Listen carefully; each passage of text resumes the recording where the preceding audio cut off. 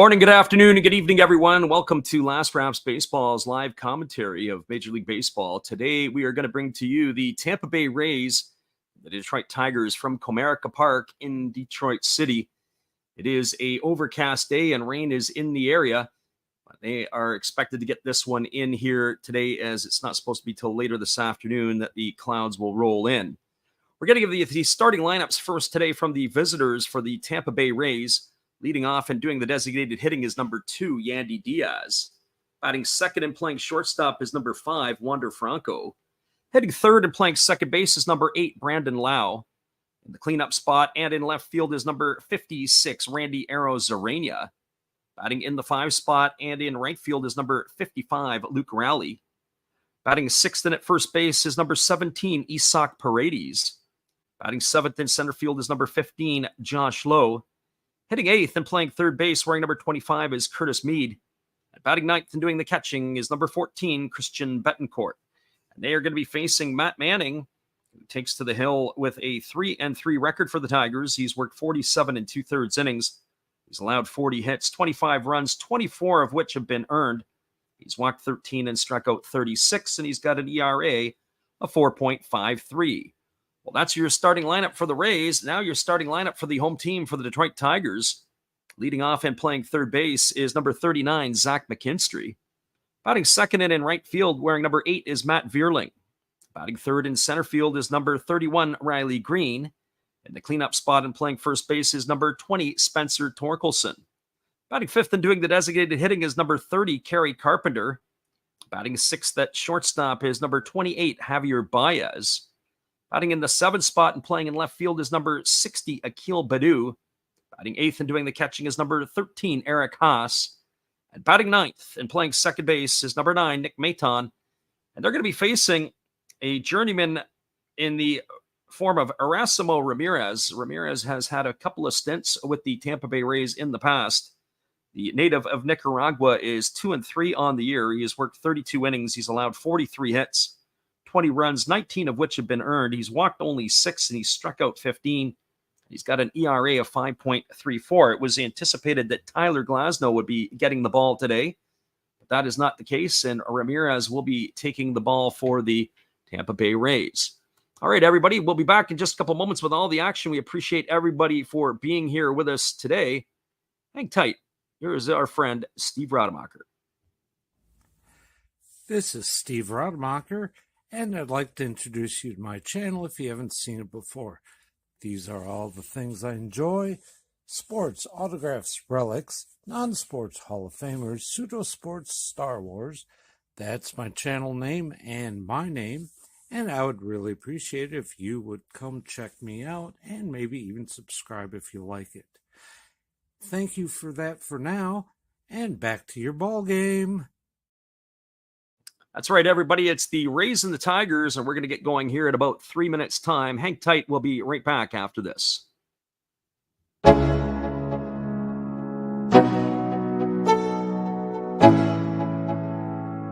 Let's go. Yo. I'm like an addict, do I gotta have it. I ain't even playing, got a really bad habit. If it moves, gotta grab it, fuse like a magnet. Lose, won't have it till I'm doomed in a casket. I ain't playing, got a weird mind. If you work 8 hours, I'ma work 9. If the shit tastes sour, you should taste mine. I'ma stay in power for a long time. Get up, nah, I ain't a quitter. Toss me the ball, I'm a really big hitter.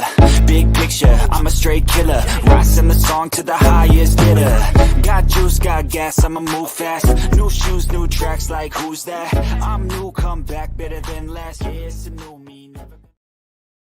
We're less than 3 minutes away to the first pitch. We're glad you guys could drop in with us. We'll be back in just a couple moments with all the action.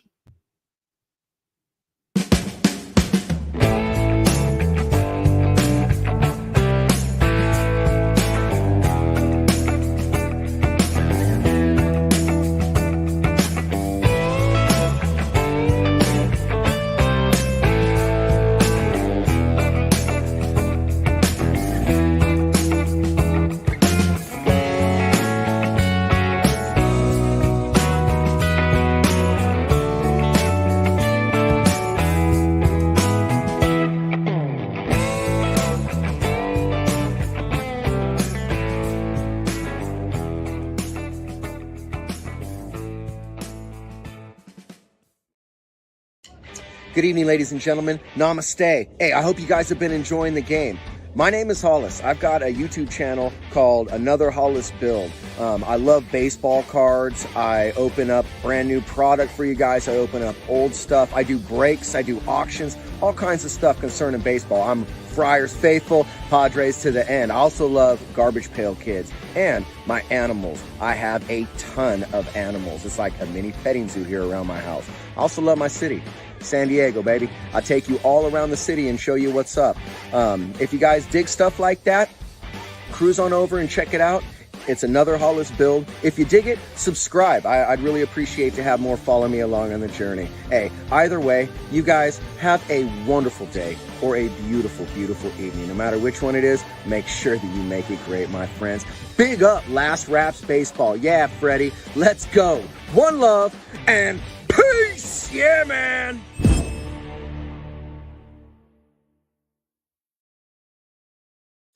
Appreciate you there, Matt. That is Matt Hollis. And of course, he is a supporter of our channel. And in turn, we support Matt after the ball game. Be sure to go check him out. That's Another Hollis Build. He's got all kinds of stuff. He is into the baseball scene in San Diego, but he's got some other things. He likes his archaeology. He also is a big fan of spray painting. So if you want to see some wild and different things, go check out Matt. He has got everything for you there.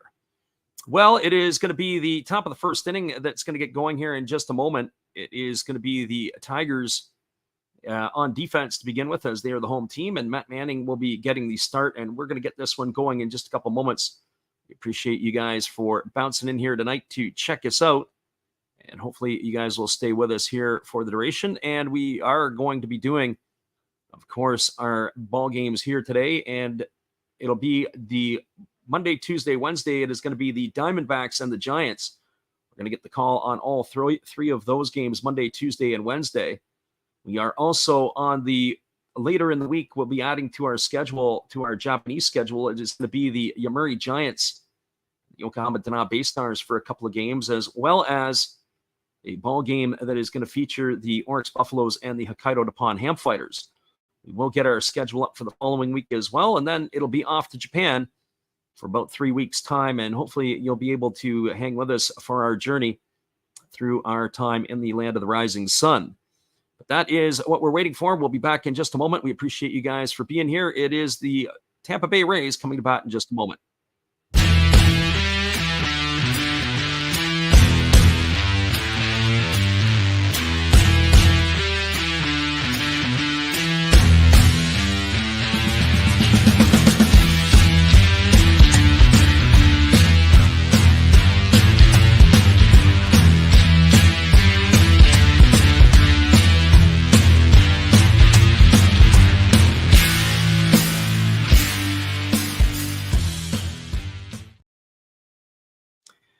Welcome back, everybody. We're just waiting for the start of the ball game here as the Rays and the Tigers are about ready to go in the third game of this set. Tampa Bay took the Friday night affair in a blowout fashion as they were able to knock off the Tigers in that one. And then it was yesterday, the Tigers knocking off the Rays 4-2. A good start from Tariq Skubal for Detroit. And then the game was closed out by Bo Brisky, picking up the save in the ninth inning, sitting on mid-upper 90s. Pretty impressive stuff from the second-year player who has rebounded from injury. So that is where we are as we wait here for all the action. Our friend Rhodes Scholar in the house. He says, play ball. I got your email today, and I will respond to you as we are going to have all the action here in just a moment. But we can talk as we're waiting here. I'll give you some advice and some tips at our end. This will be the third time I've been to Japan in the last 5 years. So looking forward to going back to some of the places that I've already been to, but also to explore new opportunities to see some different things. And I would expect that a lot has changed since the pandemic as well. Getting an opportunity to be able to get to not just Tokyo, but Osaka and all points in between. We're going to do a little series on about the 8 stadiums that we're going to get to. But part of it will be getting the tickets. Some of it will be also the nooks and crannies of, what to do, where to go, where to stay, where all some of those little tips that people can follow in our footsteps and hopefully make it a little easier for them when they go. But it looks like we're going to be able to get to Yokohama, Chiba, Saitama, the only stadium in the Tokyo area that we're not going to be able to get a chance to see is the Jinju. I've been to the Jinju Stadium, the home of the Swallows, but unfortunately, I have not had the opportunity to see a game there at this point. I have been there, but I haven't seen the stadium as of yet. So I'm looking forward to being able to see that. The other thing that I'm also looking forward to being able to see is of course, the stadium's just a design inside them of that dome stadium where the Lions play looks kind of cool. Almost looks like an open air type dome. I have been to the Tokyo Dome. The Tokyo Dome is the one that I'm least excited to get to because the Tokyo Dome is much like any other dome. It's pretty plain Jane. The game where Chiba is at, every time we watch a game, it looks like it is in a hurricane. So we're excited to see what that's going to be like, going to Chiba to see a game with all the wind. Yokohama, every time we've watched games there, or at least on the video, Yokohama, they have some electric fans. It's kind of a unique looking stadium, so can't wait to be able to experience that. But unfortunately, as I said, we're not going to be able to get to see the Jinju inside. We've seen it from the outside many times. We are not getting up to Hokkaido, so the new field at the Escon Field and, of course, the Tohoku Rakuten Golden Eagles at their park, we're not going to be able to see those either. But once we move over to Osaka, we're going to be able to get to the Koshin Stadium. We're going to get to the Kyocera Dome, but ironically, it's not going to be to see the Buffaloes. It'll be to see the Carp and the Giants. And then the Mazda Stadium we'll get to. That is going to be Chinichi and the Carp. And then, of course, the one in Kobe will finish it off as it'll be the Lions and the Buffaloes. But looking forward to seeing some interesting ball games, that is for sure, while we are away. We'll be right back here as we are now getting back into the ball game here for the Tigers and the Rays. Our friend Road Scholar says, if I have ever been to the Hall of Fame, I have been. It's right there in the Tokyo Dome.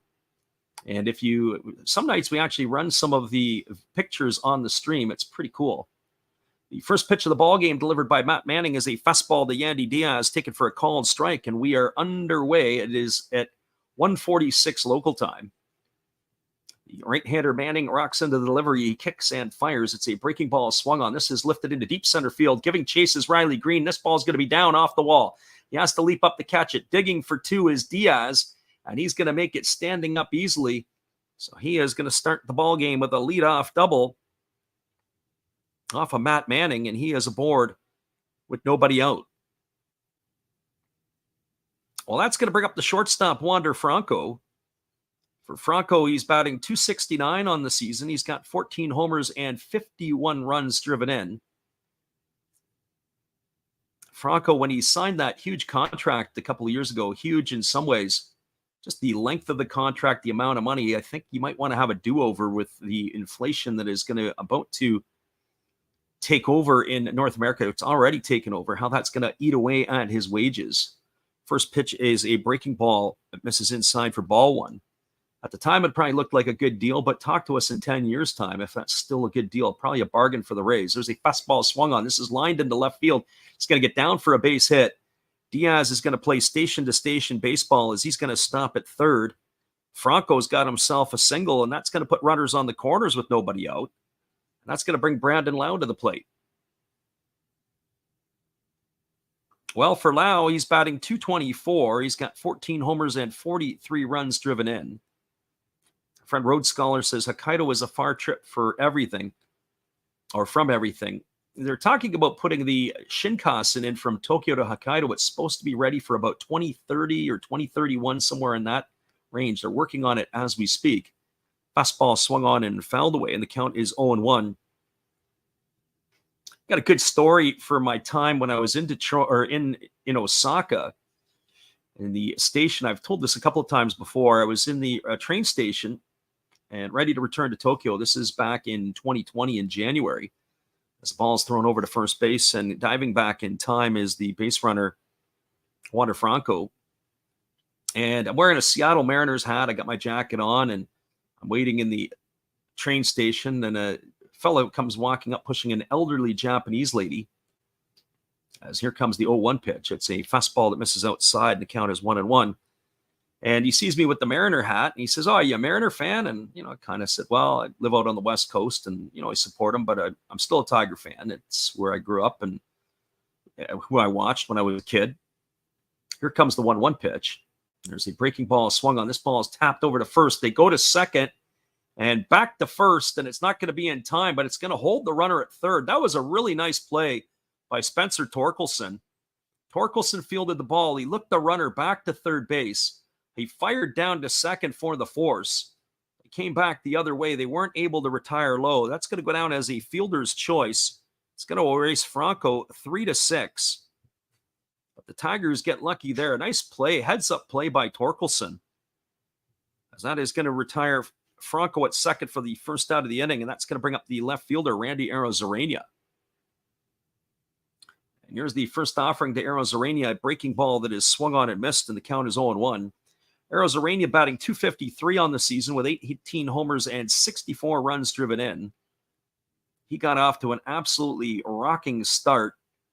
He has cooled off through the middle parts of the season. There's a ball swung on his chop over to second, and it's going to be booted by the second baseman.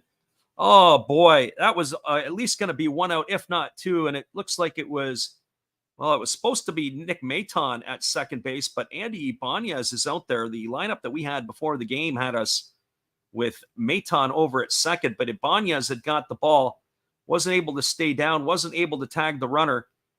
And everybody is going to be safe. That's going to score the first run of the ball game as Diaz is going to come in to score. Lau is safe at second. Arozarena safe on the error by the second baseman. 1-0 here now for the Rays. Here's the first pitch to Luke Rowley. It's swung on. It is hit to deep left field. Moving underneath it is Akil Baddoo. He makes the catch. That is going to retire Rowley on the first pitch that he sees. So that's 2 gone here, and our friend CV says that we're a machine. He's back again, and we are back again for this one. The only problem is that CV is, last year we used to hammer him out 2 or 3 times, but this year we've had to slow down a little bit. I didn't do our first Major League game until last week. So here comes the first offering from the righty Manning to Isaac Paredes. It's a breaking ball that misses outside for ball 1. Paredes, the former Tiger, batting .255 on the season with 21 homers and 66 runs driven in. That's from the right side against the right-hander Manning. He checks the run and now delivers. It's a breaking ball that catches the top part of the zone for a called strike, and the count is 1-1.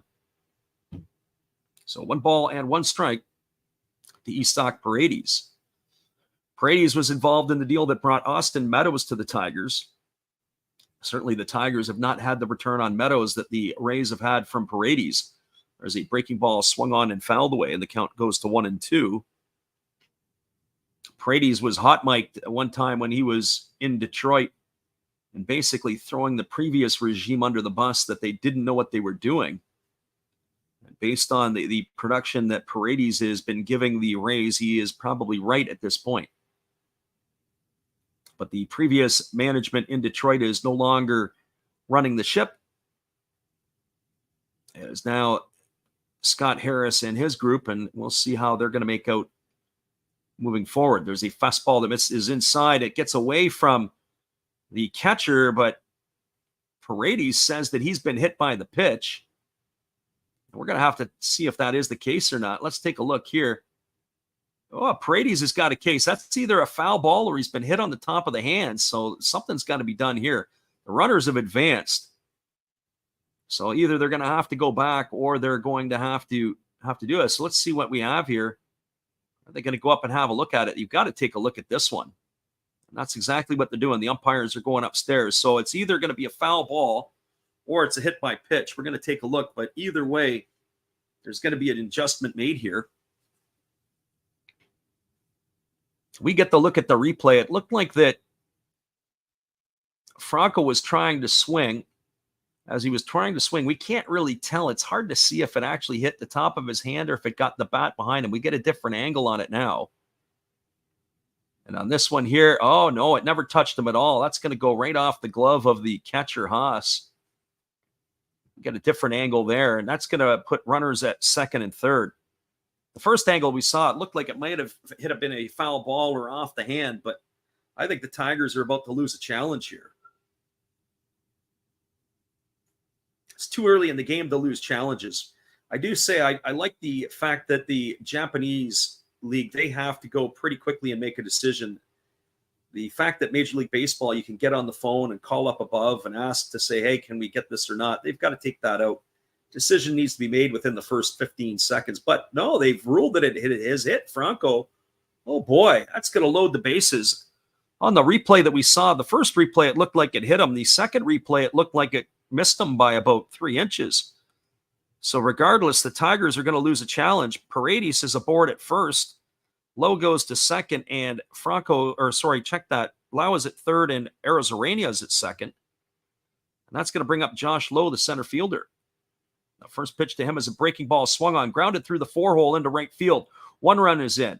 Rounding third and heading home is Arozarena, and that's a 3-0 Tampa lead here in the first inning. Oh boy, the error here has come back to haunt the Tigers big time. As that's a single that drives in 2 for Josh Lowe, and that's going to bring up Curtis Mead, the third baseman. And Paredes goes all the way around to third on that base hit by Josh Lowe.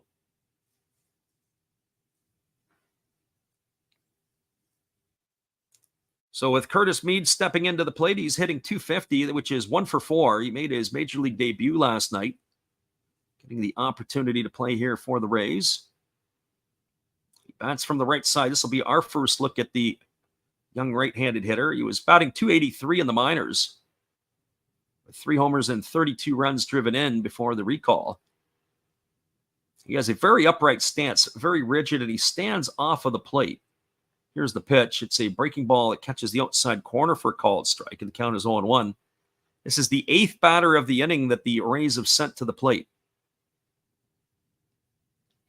Runner at third, Paredes. Runner at first, Lowe. Here's the 0-1 offering. It's a breaking ball swung on and fouled away, and the count is now 0-2 to Curtis Mead.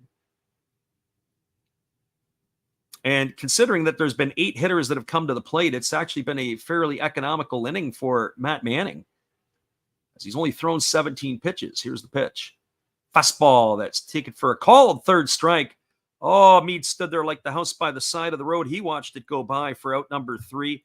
And that is going to do it for the Rays here in the first inning.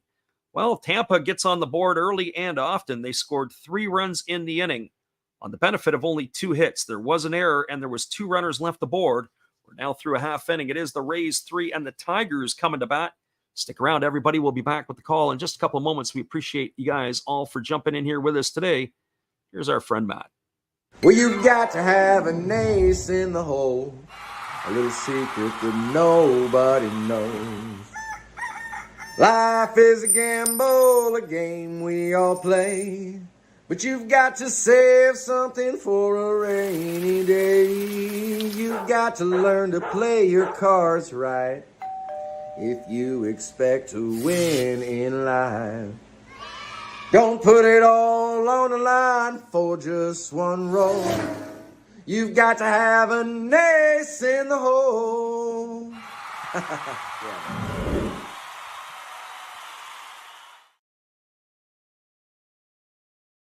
Welcome back, everybody. It is going to be Erasmo Ramirez who's going to be taking to the hill, the journeyman or veteran pitcher for the ball club, a native of Rivas, Nicaragua, for the Tampa Bay Rays. He began his career with the Seattle Mariners, and then he was sent over to Tampa Bay. This has been another tour with the Tampa Bay ball club. He then went back to Seattle, then he bounced around. He was with Boston, he was with the Mets. He even spent some time in Detroit in 2021, and back to Washington. And then it was this year he was started with Washington, and now he's back in Tampa. We did expect that it was going to be Tyler Glasnow to take to the hill today, but he looked like it was a last-moment scratch, as Ramirez is going to be on the hill. So that is who we're going to see. We also noted that Andy Ibanez is in the Tiger lineup today. Originally, when it came out, it was Nick Maton. So I'm not sure. They do have Maton at third, but it looks like there was a scratch in the lineup. And by our accounts, it looks like Zach McKinstry. It looks like Javi Baez is out of the lineup today.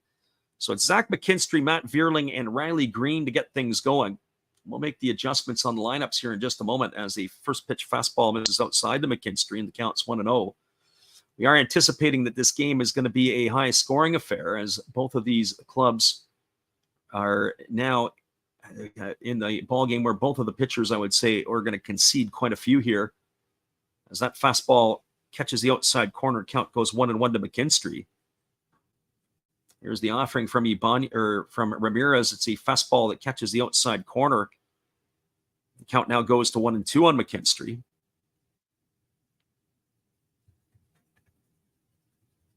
As the right-hander Ramirez delivers, there's a fastball swung on and fouled away. The count remains at 1-2. As I said, I'm just catching up on our batting order here. So Andy Baez is in the spot that was going to be occupied by Baez. And of course, that turns out to be a large play in the first inning where he made the error that would have got the Tigers out of the inning, but 2 runs came across after that error. As that fastball swung on and fouled away, count remains at 1-2 to McKinstry. McKinstry bats from the left side against the right-handed throwing Ramirez, and there's a breaking ball that's down. They appeal over to third base. They say that he went. The ball gets away from the catcher, Betancourt. He fires down to first. It's going to go down as a strikeout, 2-3. So 1 up and 1 down here for the Tigers, and that's going to bring up the right fielder, Matt Vierling. Well, for Vierling on the season, he's hitting .271. He's got 7 homers and 26 RBIs. He hasn't quite occupied the everyday spot. There's been lots of movement with the Tigers at the big league level. There's a fastball swung on and fouled away. Count is 0-1. I would think that Vierling is an everyday outfielder, but you wouldn't know it based on how he's been used. He's played in 87 games this year. I think of a guy playing every single day, and some of those games were not full games. They were starts that were cut short, or games that he would come in off the bench. Fastball delivered to Vierling, swung on and fouled away, and the count now is 0-2. Started to tell the story when I was in Japan, and I was in the train station, and there was a fellow that was at the train station. This is in Osaka a few years ago. And anyways, the fellow comes up to me and he says, there's a breaking ball that misses down and away, and the count is 1-2, and he sees me with the Mariner hat on, and he's asked me if I was a Mariner fan, and I told him I was obviously a Tiger fan at heart, but living on the West Coast and Seattle's nearby, that's the club that we go and see frequently, so there is a connection there. As the breaking ball misses down, and the count is now 2-2 to Vierling. Anyways, we got chatting, and it was a really elderly Japanese lady in a wheelchair, and I was chatting with him. And then his wife came and his daughters came, and we got to talking. There's a fastball swung on, and this ball is lifted foul over on the first base side, and the count remains at 2 balls and 2 strikes. Anyways, he was really keen and interested, wanted to know what I was doing with baseball in regards to Japan and what I was doing and where I was going. And anyway, the long and the short of it ended up being, as the pitch is delivered, it's a fastball swung on. It is lined softly over to the second baseman. It is caught by Brandon Lau, and that is going to retire Vierling for the second out of the inning. Anyways, we get on the train, and we happen to be sitting adjacent from one another, and we're talking a little bit. And the next thing you know is the wife pipes up about a half hour into our conversation. She says, I don't know if I told you, or Scott told you, but he used to play for the Tigers. And I kind of chuckled, and I said, the Hanshin Tigers? And she says, nope, the Detroit Tigers. There's a fastball that's taken at the knees for a called strike. So anyways, it ends up being that it was Scott Lusader who I was talking to. And for the Tiger fans that might be listening in, Lusader was with the Tigers from 87 to, I believe, 1991. So that fastball misses outside for a ball, and the count is 1-1 to Riley Green. Green batting .302 with 9 homers and 25 RBIs. Batting here with 2 gone in the bottom of the first. Here's the pitch. It's a fastball that misses upstairs. The count is 1-2. Anyways, Lusader, as it turned out, he had married a lady of Japanese descent, and the mother-in-law was the one that he was with, and the daughters were there, and I was getting a chance to chat with him, and there was a fastball swung on. This ball is grounded over to first, fielded by the first baseman Paredes. He wins the race to the bag. It's going to go down as a ground out to 3. That is going to be out number 3 here for the Tigers in their first inning. They go quietly, no runs, no hits, no errors, and nobody left the board. Now through one complete, it is the Tigers trailing the Rays 3-0. Hang tight, everybody. We'll be right back in just a couple moments. Our friend CV says he shared the link, and we appreciate you for doing it. We'll come on back and complete that story with regards to Scott Lusader when I return after this. Hello, this is Eric Fox, formerly of the Oakland A's and Texas Rangers baseball teams. If you want to learn about Japanese baseball, see Coach Fred with Last Raps Baseball. If you want baseball instruction, see Coach Fred. If you want to learn about golf, do not go to Coach Fred. Fred, what kind of club is this? At Last Raps Baseball, we know baseball. Welcome back, everybody. We are moving to the top of the second inning. We'll be right back after this from our friend, Steve Rademacher. Be sure after the game, go check him out. He is quite the character. This is Steve Rademacher, and I'd like to introduce you to my channel if you haven't seen it before. These are all the things I enjoy: sports, autographs, relics, non-sports Hall of Famers, pseudo-sports, Star Wars. That's my channel name and my name. And I would really appreciate it if you would come check me out and maybe even subscribe if you like it. Thank you for that for now, and back to your ball game. Appreciate you there, Steve, and the support you give to our channel. In turn, we support Steve Rademacher. It's going to be the 9, 1, and 2 hitters to come to bat for the Rays here in the second inning. That means Christian Betancourt, Yandy Diaz, and Wander Franco. I was telling that story, and just to wrap it up about Lusader, so it was kind of neat. So we were talking, and at the end of the journey, when we got to Tokyo, we said our goodbyes, and him and his wife, and we carried on with our day as we are about to get ready for the action here again. And so anyways, the next day I end up getting to the Ueno Zoo. I wanted to go see the pandas. I'm all over Tokyo. And the next thing you know, I get back to where the area where I'm staying is there's a breaking ball delivered to Christian Betancourt that misses outside for a ball, and the count is 1-0. Betancourt batting .214 on the season with 7 homers and 23 runs driven in. And so as I'm getting off the train in Asakusa, there's a fastball that catches the outside corner for a called strike, and the count goes even to 1-1.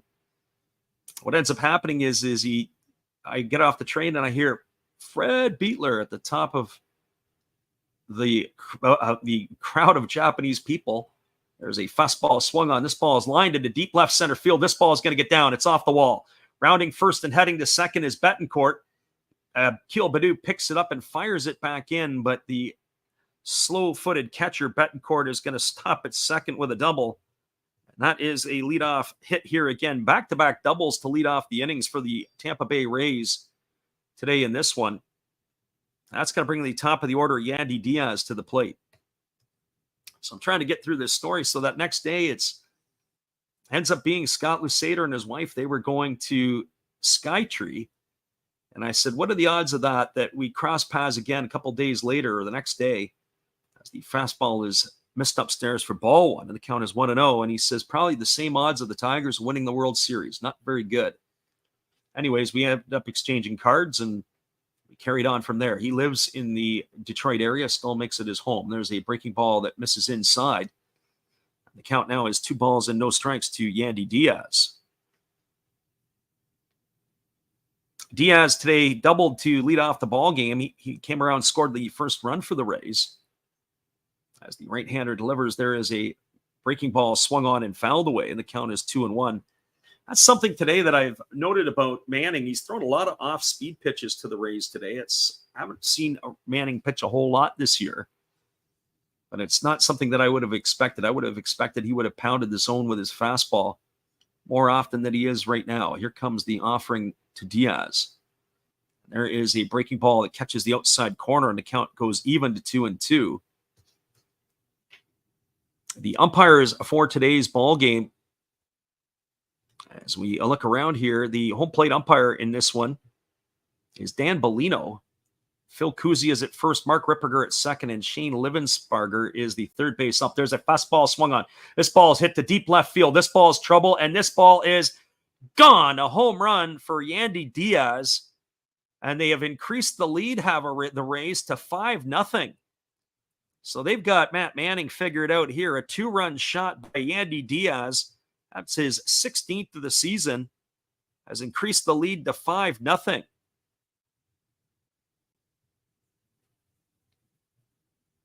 Betancourt scores in front of him, and now Diaz crosses the plate. And all I can say is if you're the Tigers, you might want to get that bullpen going early.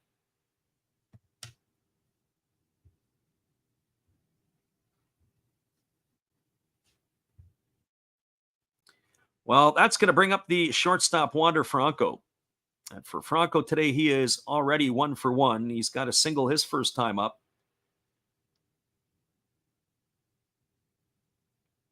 26 pitches for Matt Manning so far as we're here in the second inning. And he has given up 4 hits already. 1 has left the yard. So Franco gets himself dug in. He's got quite the eye black going on. He puts it down. It almost is in the form of a cross. Here comes the pitch. It's a fastball at 94, taken for a call and strike, and the count is 0-1 to Franco. See that with some of the players, and rather than wearing their jewelry around their neck, they use the eye black as if it's a religious tool. There's a fastball swung on. This is lifted into left center field. Moving over to his right is Riley Green. He makes the catch, and that's going to retire Franco for the first out of the inning. So 1 away here, and that's going to bring up the second baseman, Brandon Lau.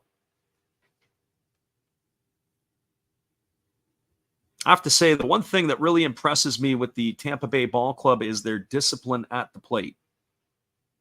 They can work at the count. They attack pitches. They don't swing at a lot of pitches out of the zone. There's a breaking ball swung on. This is lifted into deep right field.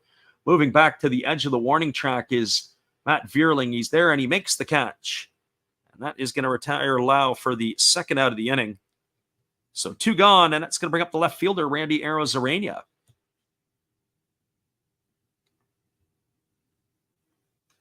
Well, for Arozarena, he reached on the error by the second baseman, Andy Ibanez, in the first inning, and he later came around to score. As he takes a fastball down and away for ball 1, and the count is 1-0. Here comes the offering. It is a breaking ball taken for a strike. I'd like to see how they score it. As far as I'm concerned, that was reaching base on the error. It says that it was a fielder's choice. I have to vehemently disagree with the scorer on that, if that is the case and how they've ruled it. But it doesn't look like it. It looks like they have ruled the error on Ibanez. Here's the offering from Manning. It's a fastball that misses outside. That runs the count now to 2-1 on Arozarena. Randy Arozarena had an outstanding World Baseball Classic playing for Team Mexico. Just cemented his place as a star in the game. Fortunately, playing in Tampa Bay, he doesn't get the notoriety. There's a breaking ball that is waved at and missed. The count is now 2-2. Arozarena does not get the credit he deserves, in my opinion, for his talents. There's a fastball swung on. This is grounded through the 4-hole into right field. He's going to be aboard with a 2-out single. That's going to bring up the right fielder, Luke Raleigh. Well, for Raleigh, he is 0 for 1 today. He flew out on the first pitch that he saw to left field his first time up. So far in the ball game today, there have been the 5 outs for Matt Manning. 3 have come in the air. He has 1 strikeout, and the other was a fielder's choice. There's a breaking ball that misses outside to Raleigh, and the count is 1-0. Raleigh with 15 homers and 40 RBIs. He's a big fella, batting from the left side here. Waits here on the offering. There's a fastball swung on. This ball is blistered foul. Gonna reach the seats well down the right field line. Turned on that fastball, and the count goes even to 1-1. So 1 ball and 1 strike.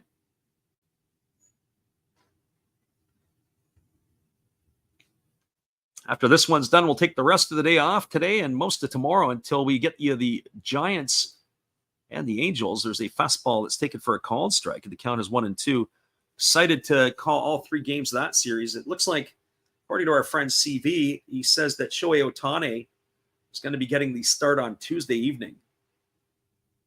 I would have figured by my books he might have got that extra day gone on Wednesday, but CV says they're pumping him for the Tuesday start.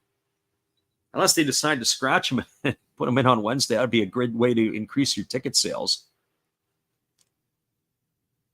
So 1-2 strikes. Of course, it'll tick off your fan base if you did that, expecting to see Shohei, and the next thing you know, you got some minor leaguer up there throwing. There's a fastball that is delivered outside for a ball, and the count is 2-2. So 2 strikes to Rally. Right-hander Manning kicks and delivers. There's a breaking ball that misses down. It's now 3-2. Well, with 2 gone here, Arozarena is going to be off to the races as Rally is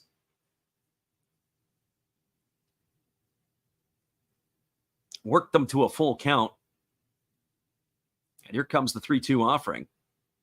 Manning delivers a breaking ball. Take it for a called third strike. Oh, Rally stood there and watched that go by for out number 3, and that's going to do it here for the Rays in their half of the inning.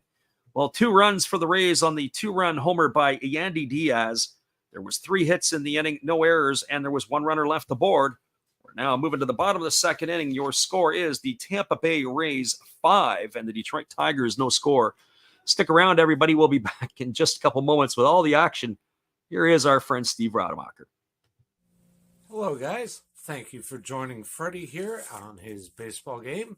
And I'm Steve Rademacher, and my channel is really all about everybody, including all my international friends.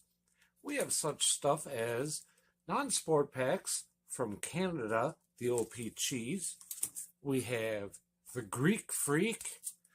We have money from around the world. We have lira. We have yen. We have francs. We have pounds. We have Deutschmarks. We have all kinds of cool stuff like that. We even have some cooler things like Japanese women wrestlers and OPG baseball cards where I cannot read the back. We even have unopened material like the royal family, I know it's backwards, from London, England. Thank you for watching. Back to Freddie. Appreciate you, Steve, and the support you give to our channel. We'll be back in just a moment with the bottom of the second after this.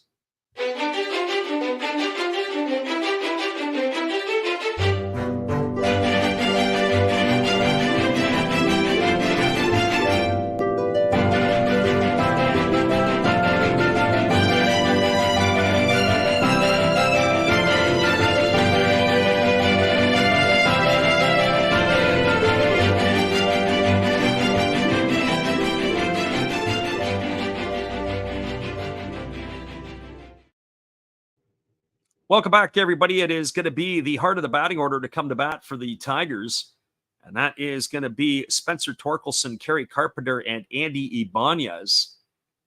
And that is the 4, 5, and 6 hitters in the order.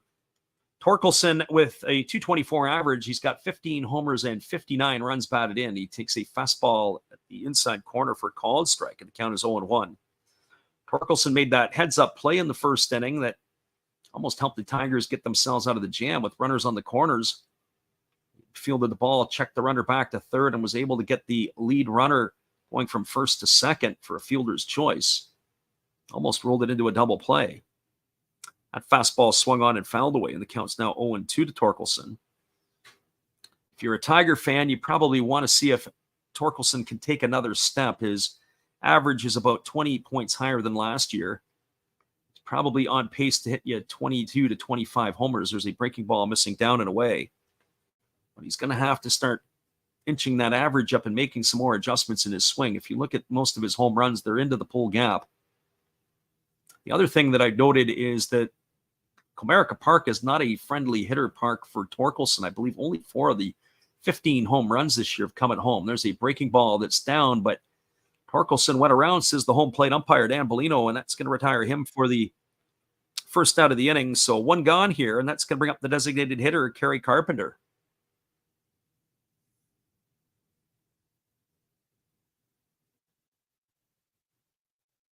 They were showing highlights of last night's brawl between the White Sox and the Red Sox. That was absolute one nasty brawl last night. If you didn't get a chance to check the highlights out, there's a fastball delivered to Kerry Carpenter, taken for a called strike, and the count is 0-1. The punch that was landed by Jose Ramirez, at first when I took a look, I didn't think that it was much of a connection, and I had to go back and watch the replay. He literally knocked out Tim Anderson with one punch, as that fastball misses down and the count goes to 1-1 on Kerry Carpenter. It looked like a boxer when they get crunched. They didn't just fall to the ground. They fell with their butt first to the ground. There's a fastball that catches the outside corner for a called strike, and the count runs to 1-2 on Carpenter.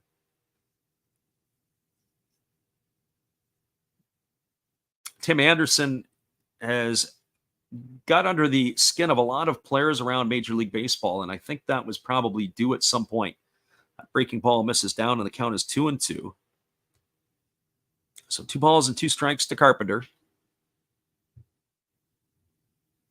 Friend CV baseball card collector pumps a fist on that one, that's for sure. And if Tim Anderson just went about his business and played, I think more people would like him. There's a fastball swung on. This ball is lined into center field for a base hit. It's going to be a single for Kerry Carpenter. That's the first hit of the ball game for the Tigers. And that is going to bring up Andy Ibanez to the plate.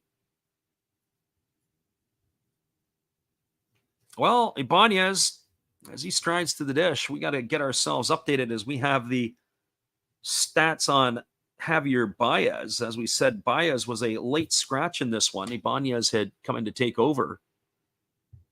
He bats from the right side against Ramirez. The first pitch is a fastball taken for a called strike, and the count is 0-1. Ibanez batting .243 on the season with 7 homers and 20 runs driven in. Here comes the offering from Ramirez. It's a fastball swung on, and he goes the other way through the 4-hole for a base hit. Stopping at second is Carpenter. The Tigers have something brewing here in their half of the second inning, as they've got runners at first and second with 1 out. That's going to bring up the left fielder, Akil Baddoo. As I said, this game here today, don't expect this one to be a low-scoring affair.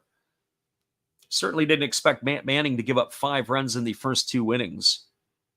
But by the same token, Erasmo Ramirez didn't expect them to put up a 0 and retire the first 4 batters of the ball game.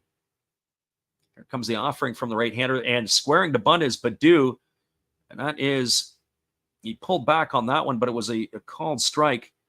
Then the catcher Betancourt fired down to second to try to nail Carpenter, but he gets back safely. So 1 strike to Akil Baddoo. Eric Haas will wait his turn on deck. I don't understand if that was an attempt at a sacrifice. There's a fastball that's taken for a called strike, or taken for a ball inside. The count's 1-1. A pitch that Baddoo squared to bunt on was called a strike. But it looked like it wasn't a push or a drag. It looked like it was a pure sacrifice attempt. There's a breaking ball swung on, his tap slowly back to the pitcher. Fielded by Ramirez, he throws to first. That's going to advance everybody a base.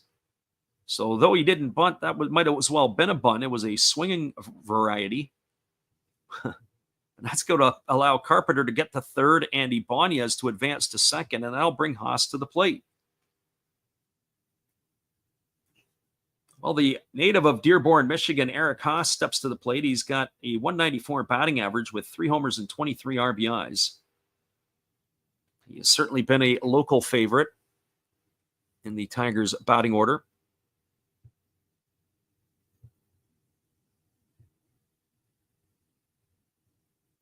So he hits here with 2 out. Gets the start today over Jake Rogers, who had a pretty good afternoon yesterday for the Tigers. Haas does have the ability to come up in the clutch, as he has had opportunities in the past for the Tigers to be able to put a charge into a ball. So we'll see if he's got some magic in him here to bring the Tigers back into this one. 5-0, the Rays have the lead as the Tigers bat in the bottom of the second inning. Here's the pitch. Fastball swung on and fouled away over the first base dugout. The count is quickly 0-1 to Haas. No Miguel Cabrera in the lineup today, but he is an option off the bench. As we said, Baez was a late scratch, so we'll keep an eye on that, even if he's available at the back end of the ball game. There's a fastball that misses inside the Haas, and the count goes even at 1-1. So 1 ball and 1 strike.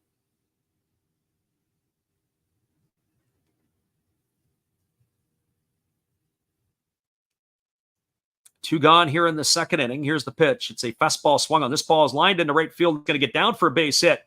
1 run is in. The throw's coming to the plate, and it is going to be in time, and it's going to nail Ibanez at the plate. They might want to have a look at this one here. The Tigers do have 1 challenge left, but that throw was in time. It's going to nail Ibanez on the throw. It's going to be 9-2 on the putout. Carpenter breaks the ice and scores the first run for the Tigers. We'll get a look at the replay here.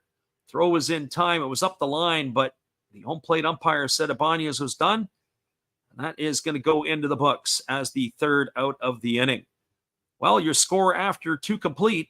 It is the Tampa Bay Rays 5 and the Tigers 1. Hang tight, everybody. 1 run, 2 hits. Check that. 3 hits, no errors, and 1 runner left aboard for Detroit in their half of the second. We'll be right back in just a few. 5-1 Tigers. Appreciate you all for being with us here today.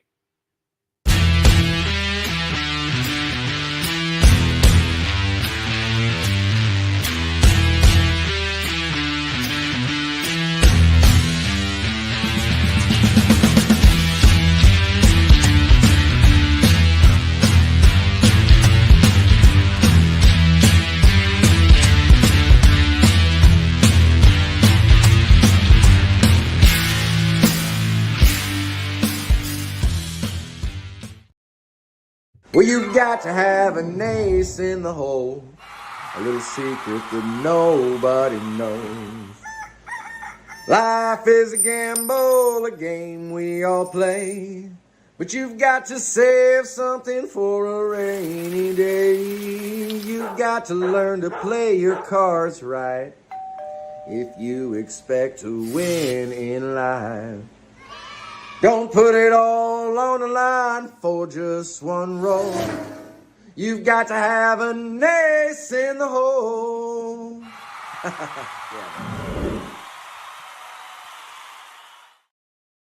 Appreciate you, Matt Hollis, and your support of the channel, and in turn, we support Matt. After the game, be sure to go check him out. That's another Hollis build. He's got all kinds of crazy stuff on his channel as well. Just like Steve Rademacher, he's got some spray painting art that he's been doing lately. He's pretty good at it, so go check him out. Well, here comes the 3rd inning, as it is going to be Isaac Paredes to lead it off, and it'll be Josh Lowe and Curtis Mead to follow. Paredes was hit by a pitch his first time up, as he takes that breaking ball upstairs for ball 1, and the count is 1-0. There's a breaking ball that misses down and away, but the home plate umpire said that Paredes has offered, and the count goes even to 1-1. So 1 ball and 1 strike.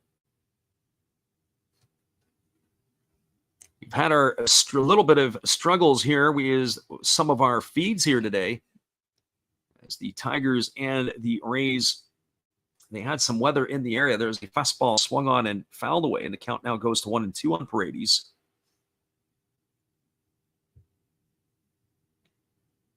One ball and 2 strikes to the former Tiger. Here's the pitch. It's a breaking ball that is swung on and missed.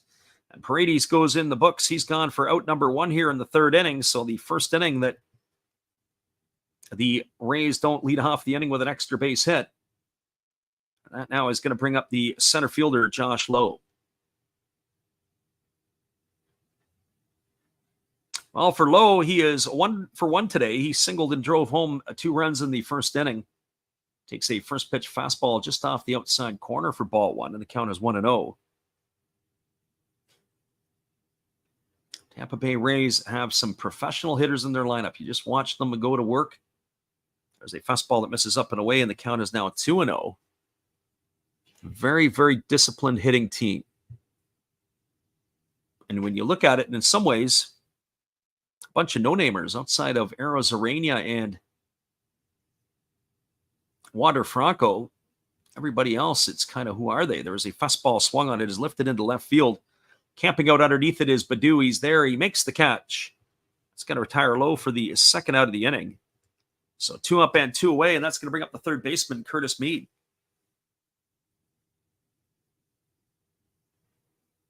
Well, for Mead, he's 0 for 1 today. He struck out looking his first time up. The first offering from Manning's a fastball that swung on and missed, and the count is quickly 0-1. 1 for 5 on the season now for Mead after making his big league debut last year. Right-hander delivers. It's a fastball that comes inside and backs Mead off the plate, and the count goes even to 1-1. 50 pitches now here for Manning as we are in the top of the third inning. Right-hander takes his breath, and he's ready to go into the windup. Here's the pitch. It's a breaking ball that catches the outside corner, and the count now goes to 1-2. So 1 ball and 2 strikes to Curtis Mead. Decent crowd today in Detroit, but not a full house by any stretch. As we said, there is rain in the forecast in the Detroit area. That'll come a little later today. There's a breaking ball that misses down and away. Count goes to 2-2. So 2 balls and 2 strikes to Curtis Mead. Right-hander Manning gets his sign, and he goes back to work. There's another breaking ball that misses outside, and that's going to be 3-2. Command of the pitches for Manning here today, you can just see he's a little bit off. He has hit Paredes. He hasn't walked anybody. As here's the 3-2 offering, and there's your first walk of the ball game, as that's going to be down for ball 4. Mead is going to be aboard with a 2-out walk, and that's going to bring up the catcher, Christian Betancourt. Well, for Betancourt, he is 1 for 1 today. He doubled to lead off the second inning, and he came around and scored on the home run by Yandy Diaz.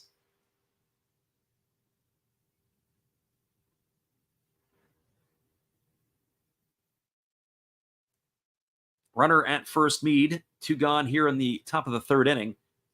Right-hander Manning ready to go again. He kicks and delivers. It's a fastball that misses outside for ball 1, and the count is 1-0. So 1 ball and no strikes. Manning ready to go back to work again. He kicks and delivers. It's a breaking ball that misses up and in, and the count now goes to 2-0. Talking about the command and the feel for the pitches, the way that it looks here for Manning, I can't see him being around very long in this game here. 50 pitches already here, or 50 plus pitches, actually 56 now here in the third inning.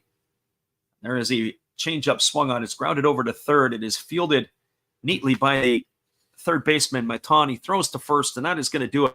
It's going to be a ground out 5-3 for the third out of the inning. No runs in the inning, no hits, no errors, but there was a runner left aboard. You're now through 2.5. Your score is the Rays 5 and the Tigers 1. Stick around, everybody. We'll be back in just a few with all the action. Appreciate everybody who's jumped in here today. Hang tight. We'll be right back after this.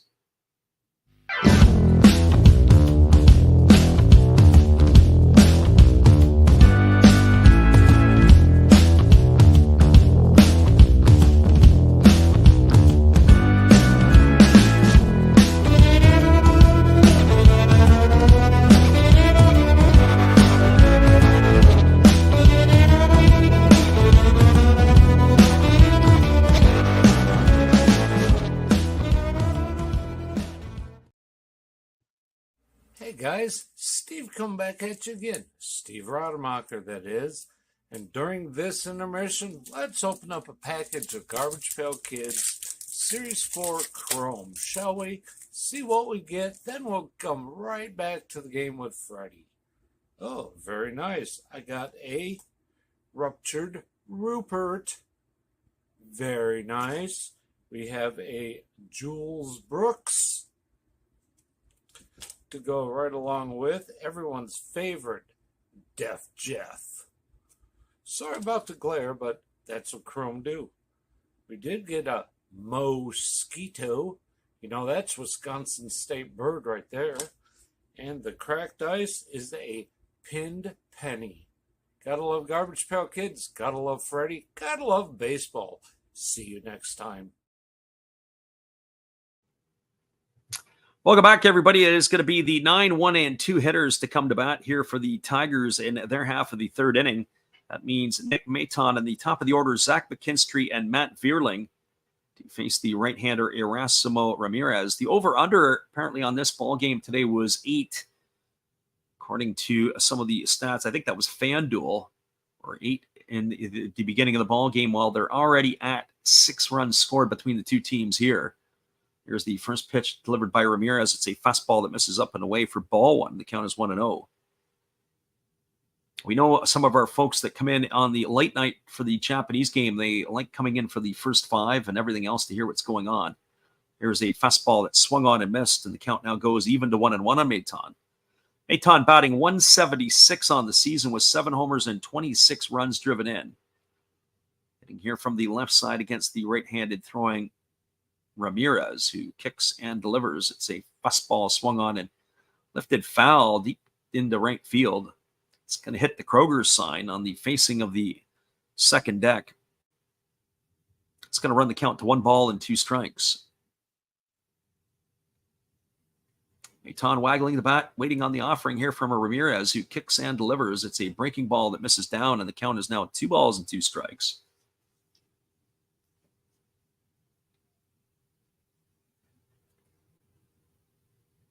Tigers looking to claw their way back into this one, spotting the Rays a 5-0 lead in the first 2 innings. There's a breaking ball missing outside, and the count now runs full to Maton. Tigers need to get some base runners and get something going if they're going to get their way back into it. Here comes the 3-2. It's a fastball swung on and fouled away, and the count remains full to Maton.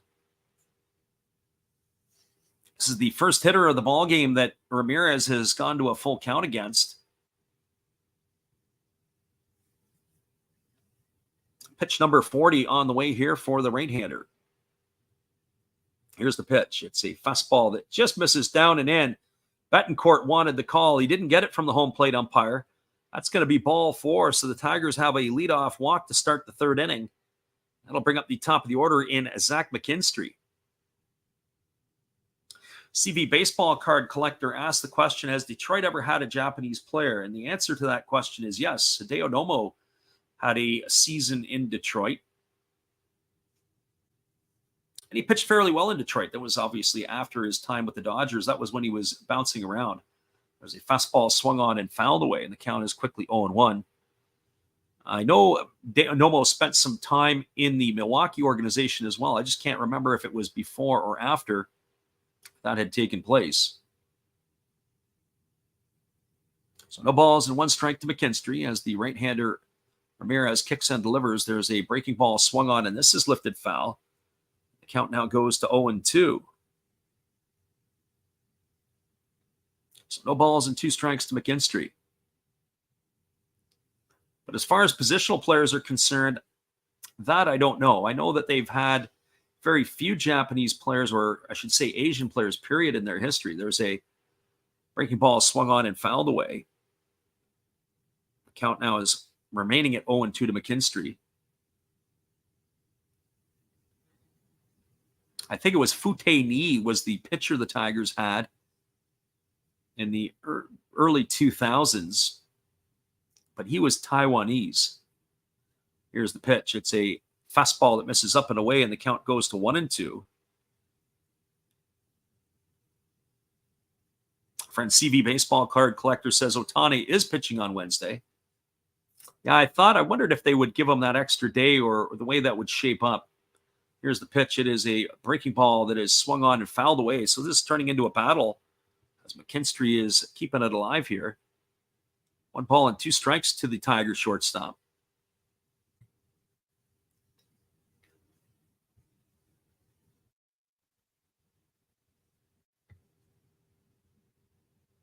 Here's the pitch to McKinstry. It's a fastball that misses up in the zone, and the count now goes to 2-2. So 2 strikes.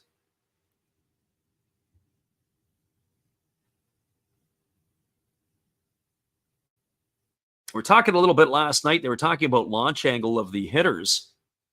As the pitch is on the way, it's a fastball swung on. It's rolled over to second. They go over to second for 1, but they're not going to be able to get McKinstry at first. That play was a little bit too far for the second baseman. He had the range, Brandon Louded, to his left.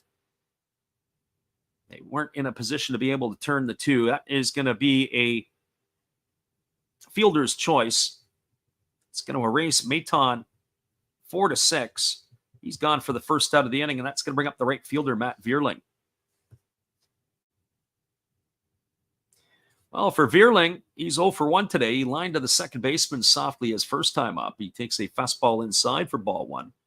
Count is quickly 1-0. So 1 ball and no strikes to Vierling. Right-hander Ramirez working to the set.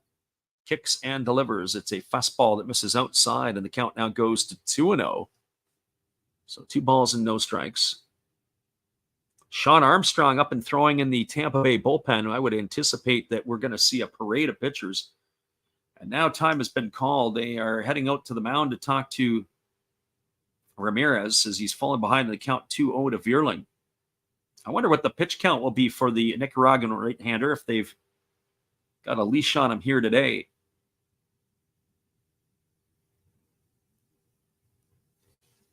By the way that Armstrong is heating up in the bullpen, one would have to think that he's probably going to be coming in the next inning. Well, that conference is over, and we're ready to return to the action.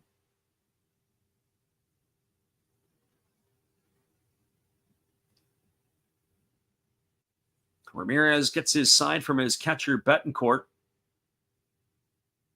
And now he works to the set position. Betancourt working off a one knee, even though the runner is at first. Here's the pitch. It's a fastball that misses up and in. 3 balls and no strikes.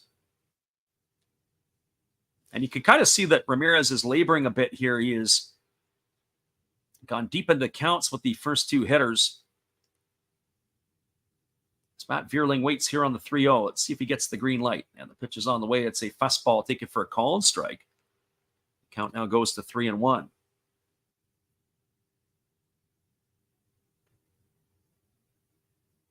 So 3 balls and 1 strike to Vierling. Right-hander Ramirez kicks and delivers. It's a fastball swung on it. It's chopped over to first. Fielded neatly by the first baseman, Paredes. Back to first, and it's not going to be in time as Vierling gets down the line. Still pretty good. That's going to go down as a fielder's choice. It's going to erase McKinstry 3-6.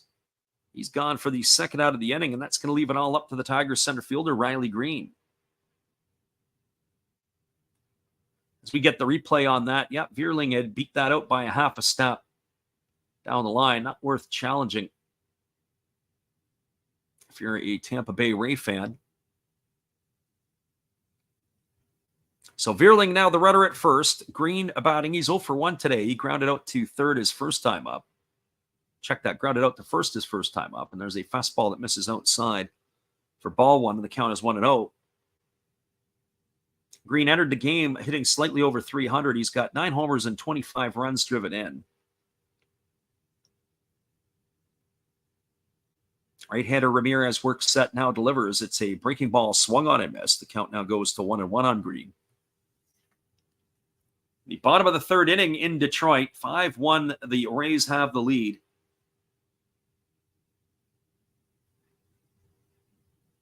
As the right-hander Ramirez kicks and delivers, it's a fastball that misses outside, and the count now goes to 2-1.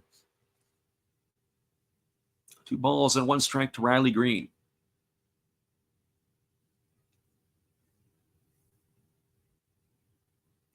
Ramirez checks the runner as he works to the set position. Here's the pitch. It's a fastball that misses outside. It's going to be 3-1. Well, if there's going to be a pitch to run on, this might be it here. Vierling. If the Tigers are going to put him in motion. 3-1 here to Green. It could be a good pitch to hit. Here's the pitch. It's a fastball swung on and tapped foul over on the first base side. That's going to run the count full. Now Vierling for sure will be in motion.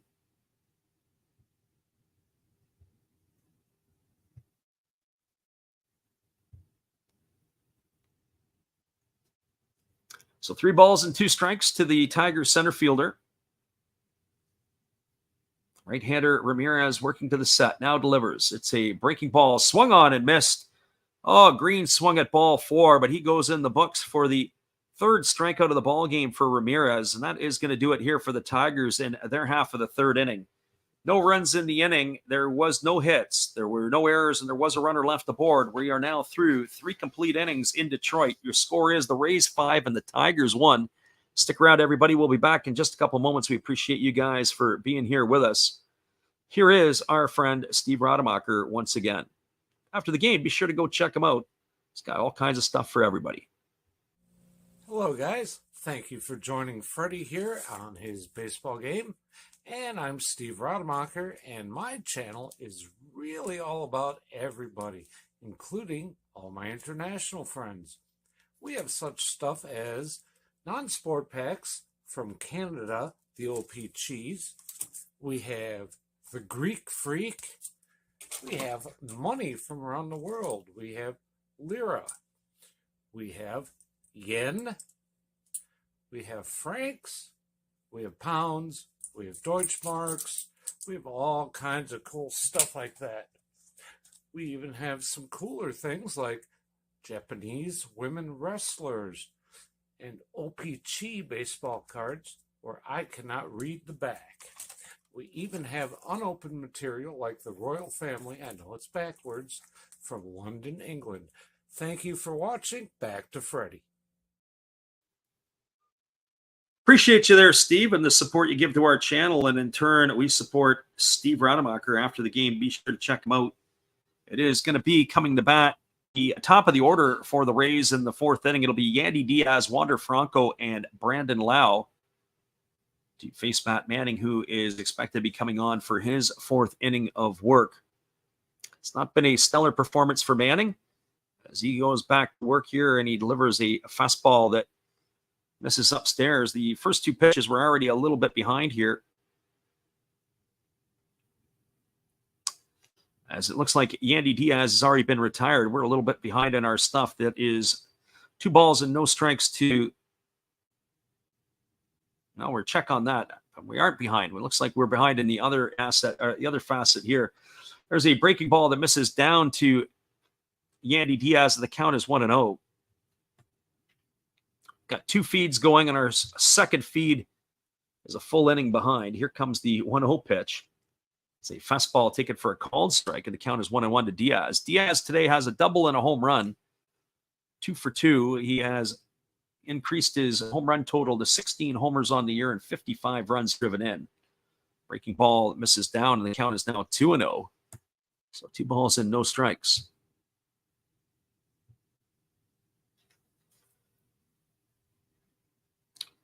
Manning working into the windup. Here's the pitch. It's a fastball swung on and fouled away, and the count now is even at 2s. Yandy Diaz is one of those few players in baseball who is always flirting around with more walks than strikeouts. I'm not sure exactly where he's at right now as we are just looking at some of the stuff. There's a fastball that just misses upstairs. It's now 3-2. He has an outstanding discipline of the strike zone. But when you look at Yandy Diaz, he is one of the few players. A lot of players, they strike out significantly more than they walk. Diaz is definitely not one of those guys. There's a fastball swung on. It's taken on by 1 hop by Maitan over at third. Fires across the diamond. That's going to retire Diaz on a ground out 5-3. So, for example, on the season this year, he has 46 walks and 67 strikeouts. But last year, he walked more than he struck out. He had 78 walks and 60 Ks. So that this year has been a little bit different. So 1 gone here for the Rays in their half of the 4th, and that's going to bring up Wander Franco to the plate. Manning rocks into the windup and delivers a breaking ball that just misses low for ball 1, and the count is 1-0. Franco today has singled and flown to center in his 2 trips to the plate.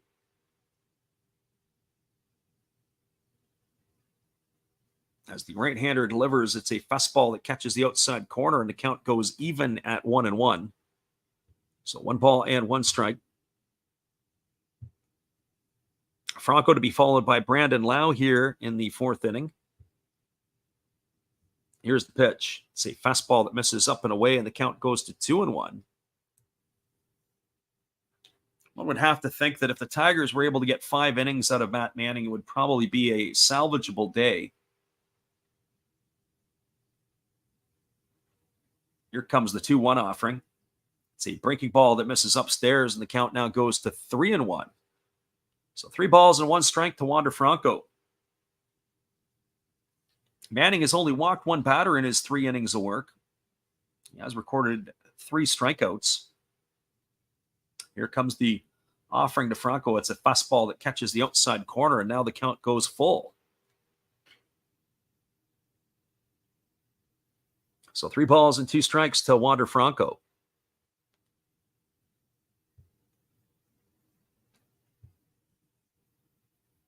Manning ready to go again. He delivers. It's a fastball swung on. This ball is lifted into shallow left field. Moving over underneath it is Akil Baddoo.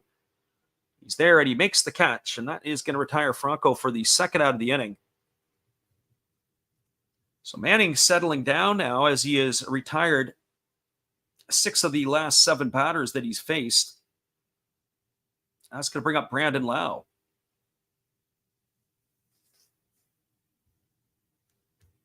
Well, for Lau today, he is 0 for 2. He reached on a fielder's choice back in the first. Swings at the first pitch he sees. This ball is driven to deep center field. This ball is going to be trouble. Racing back is Riley Green, and he's going to watch it sail over his head just below the waterfall, a straightaway center field. That's a blast off the bat of Lau. A 2-out home run here in the 4th inning has extended the lead for the Rays to 6-1.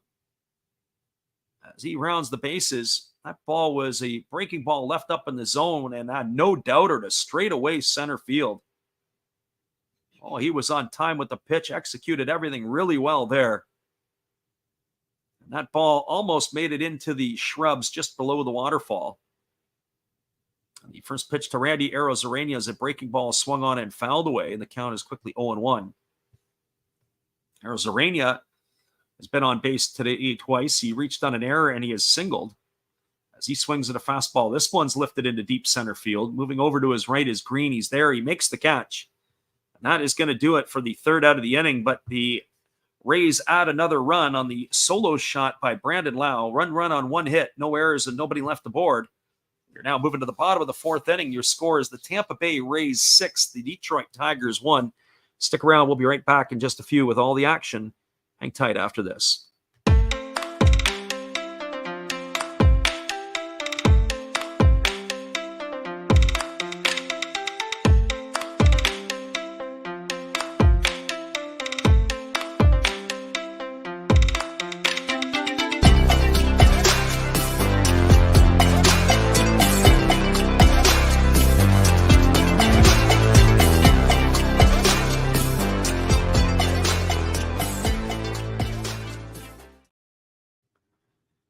Six one's the scoreline, everybody. We're moving to the bottom of the 4th inning. Tigers are down by 5. Hang tight. We'll be right back in just a moment.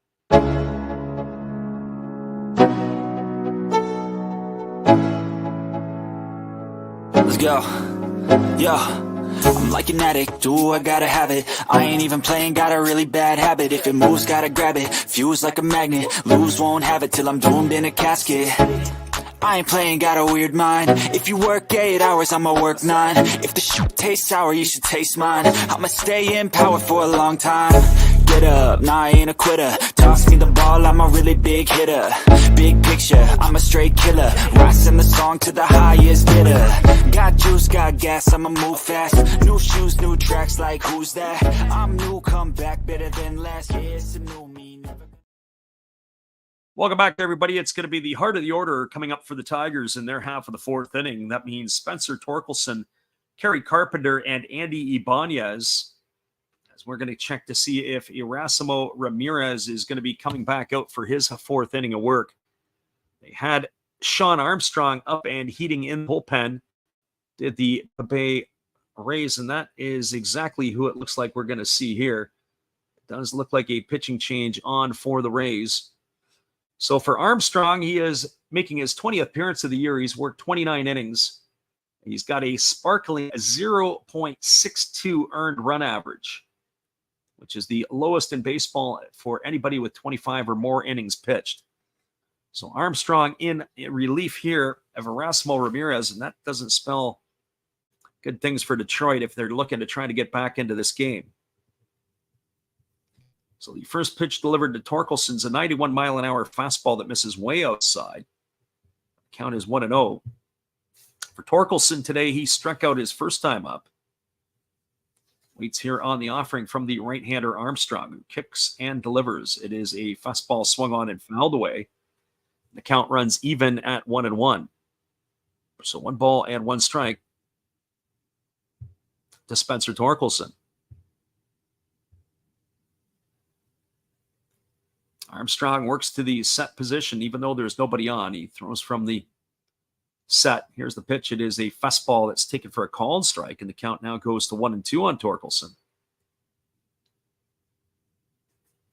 Said before, if Torkelson wants to take another step, he's got to be able to start using all the fields. As the pitch is on the way, there's a fastball swung on. This ball is lifted into deep center field. This is going to get over the head of the center fielder. It's off the wall. Rounding first and digging for 2 is Torkelson, and he's going to get there with a stand-up double. That is going to lead off the 4th inning, or the bottom half of the 4th for the Tigers. That'll bring up Kerry Carpenter to the plate.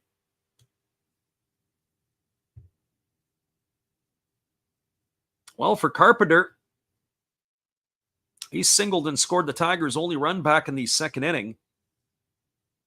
He has been a very productive player, considering where the Tigers had selected Carpenter in the draft. Coming out of Va Tech. He's made his way up to the big leagues a lot quicker than many would have expected. Here comes the offering from Armstrong. It's a fastball swung on and fouled away, and the count is quickly 0-1.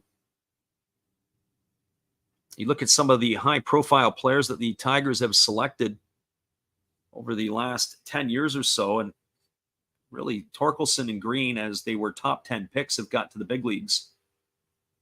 But certainly some of their pitchers have not panned out, or yet have panned out to where they have expected. There was a fastball swung on and missed. The count's now 0-2. And when I say that, I think of, for example, Matt Manning was a first-round selection. He's got to the big leagues, but he really hasn't started to blossom.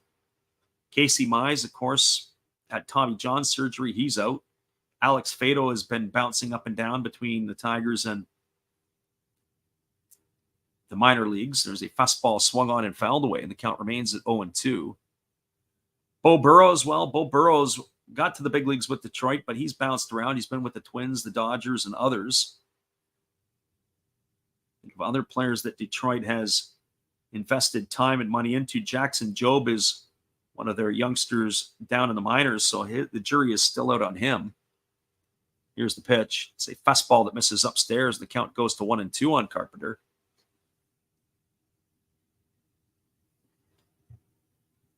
The hobbyist is in the house. He says an early game today. That is correct. We welcome Chris to listening in. Thank you for being here. Get this one out of the way and enjoy the rest of the afternoon. Here's the 1-2 pitch. It's a fastball swung on. This ball is taken on one hop by the shortstop, Franco. He bobbles the ball. They throw to first, and it's not going to be in time to get Carpenter. That's going to advance Torkelson over to third. Carpenter is going to be safe at first. We're going to see how they're going to score that one.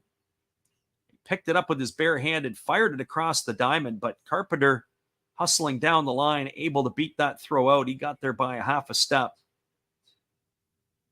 So the Tigers have something brewing here.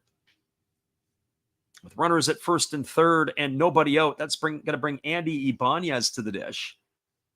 Ibanez today, he singled his first time up. He was eventually thrown out at the plate trying to score back in the 2nd inning. First pitch fastball swung on. This ball's grounded up the middle for a base hit. That's going to score Torkelson. Rounding second and heading to third is Carpenter. He's going to slide in safely. And that is going to now cut the scoreline to 6-2. So an RBI single here by Ibanez. It was a last-minute replacement in the ballgame, as Javi Baez was a late scratch. Has now been a part of a couple of the Tigers' runs here already. So Carpenter, the runner at third. As that throw came into third, we're watching Ibanez on the read. He's stayed at first base. He didn't advance on the throw. So the Tigers have the runners at the corners, and that's going to bring the left fielder Akil Baddoo to the plate. Baddoo is 0 for 1 today. He grounded to the pitcher his first time up. Our friend Dinger in the house, he says you got to love a Sunday matinee. Absolutely. We welcome Dinger back in. It was a quick turnaround.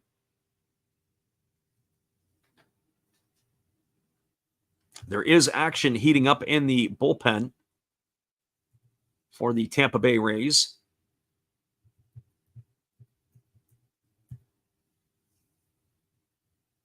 As they have a right-hander up and throwing, or it's checked that it's a left-hander up and throwing.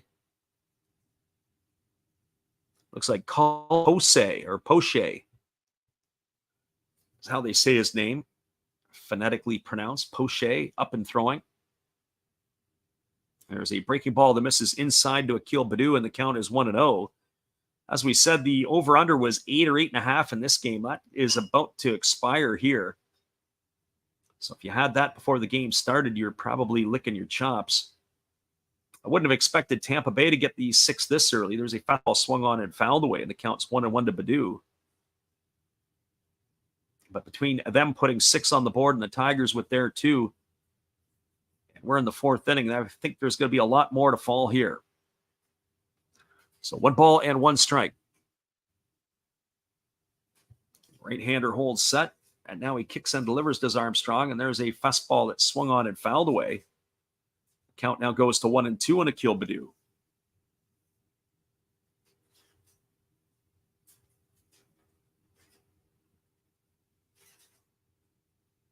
After this one is over, we'll give you a full recap from around Major League Baseball for what is going on. There are a couple of games that were early starts, and some of the other games are now underway on the East Coast as that fastball misses upstairs and the count runs even to 2-2 on Baddoo.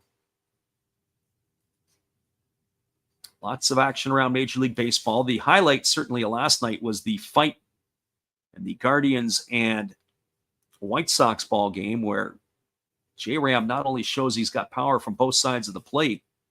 There's a fastball that misses down and in, and the count now is full on Baddoo. Also shows that he's got a lightning punch and power in his right hand as he sent Tim Anderson buckling to the ground. If you haven't seen the highlights, you got to check it out. But the other part was Anderson still wanting to go and being literally carried off the field.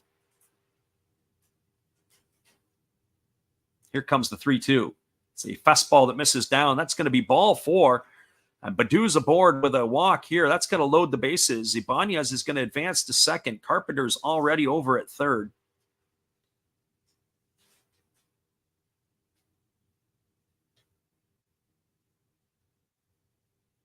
Dinger says the Palos are going to get the win again today, even with J-Ram playing. Hobbyist says, yeah, the fight. That was something.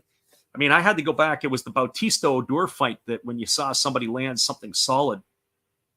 It's been a few years. There's a fastball that misses upstairs. I can't think of another MLB game where that's happened. Well, Eric Haas here batting with the bases loaded, nobody out. He is 1 for 1 today. He drove in the Tigers' first run. And the pitch on the way from Armstrong's a fastball that swung on and missed, and the count now goes even to 1-1.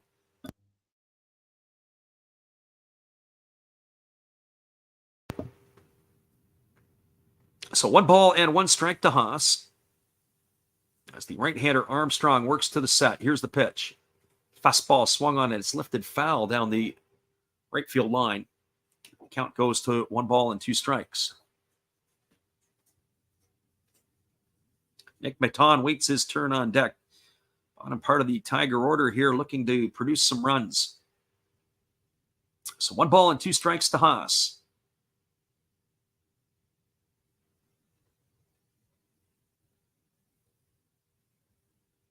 Tigers with an opportunity to get back into this ball game to close the lead. Here's the pitch. There's a breaking ball waved at and missed, and Haas goes down on strikes for the first out of the inning. So he goes into the books for out number 1, and that's going to bring up the third baseman, Nick Maton. And it's also going to bring Kevin Cash out of the Tampa Bay Ray bullpen, and I think that's going to be it. Sean Armstrong's day is done. He faces 5 batters, only able to retire Eric Haas. Our friend, the hobbyist, says the food is here, and we appreciate you on your wishes for a great stream. We appreciate that very much to our friend, the hobbyist. All right, everybody, we're going to have a little break here as we do have a pitching change. Tigers are batting here with the bases loaded, and the Rays are going to the bullpen. Hang tight, everybody. We'll be right back. Hello, everybody. Steve Rodemacher coming back at you again.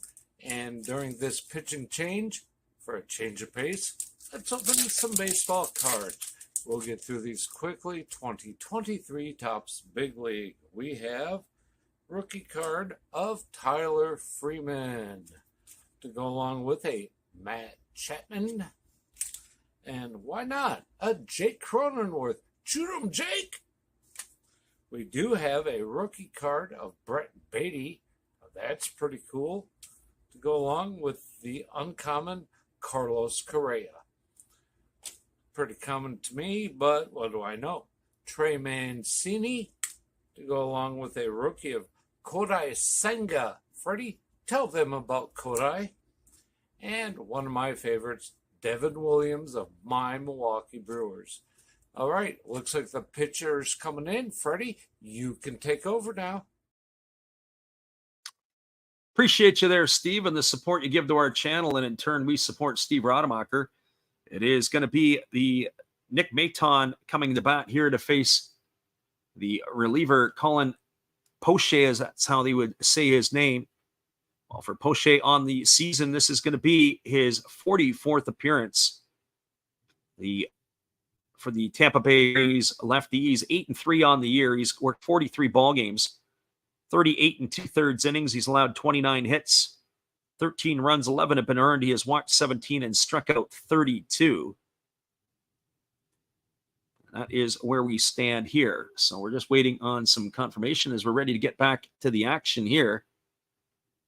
It looks like Jake Rogers is going to be coming in to pinch hit for Maton. So the Tigers are going to be using their hand here as well. Maton's day will be done, so we'll see how they're going to be moving players around.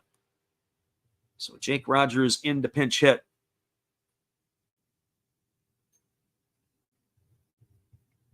Rogers had a pretty good afternoon yesterday for the Tigers, so we'll see what kind of offensive power he can bring off the bench. Poche has done his warm-up tosses, and we're ready to resume the action. Bases full of Tigers. Runner at third is Carpenter. Runner at second, Ibanez. Runner at first is Baду, with one gone here in the fourth inning. One thing Rogers is a double play candidate is he doesn't run the best. He takes a first pitch fastball upstairs for ball one, and the count is 1-0. Rogers hitting .218 on the year with 13 homers and 34 runs driven in. Going more for his defense than his offense. There's a fastball swung on. This ball is lifted into left field. Moving to his left and making the catch is Arizarena. That was spectacular. They throw it back in, and it looks like that's going to double off the runner at second base.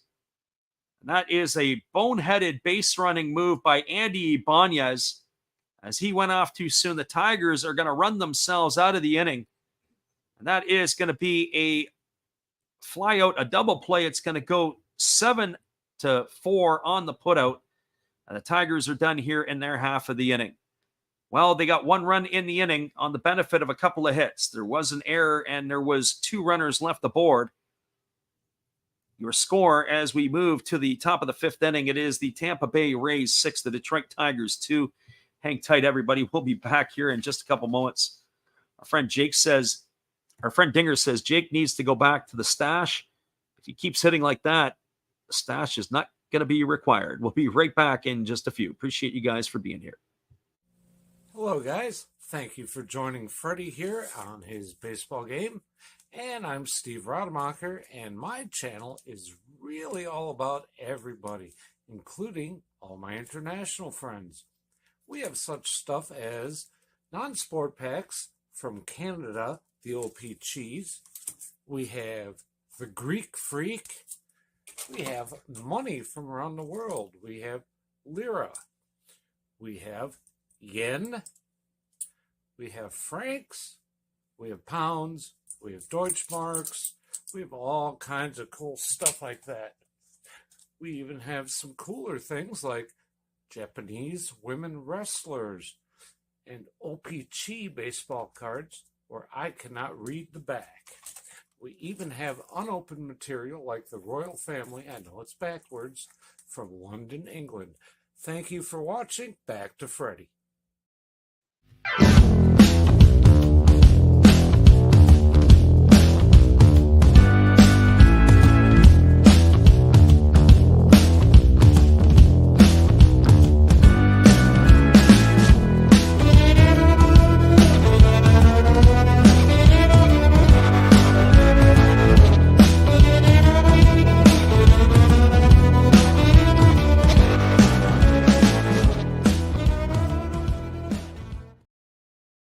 Welcome back, everybody. If you're a Detroit Tiger fan, that's frustrating and hard to watch. With the bases loaded and 1 out, Jake Rogers hit the ball right on the screws.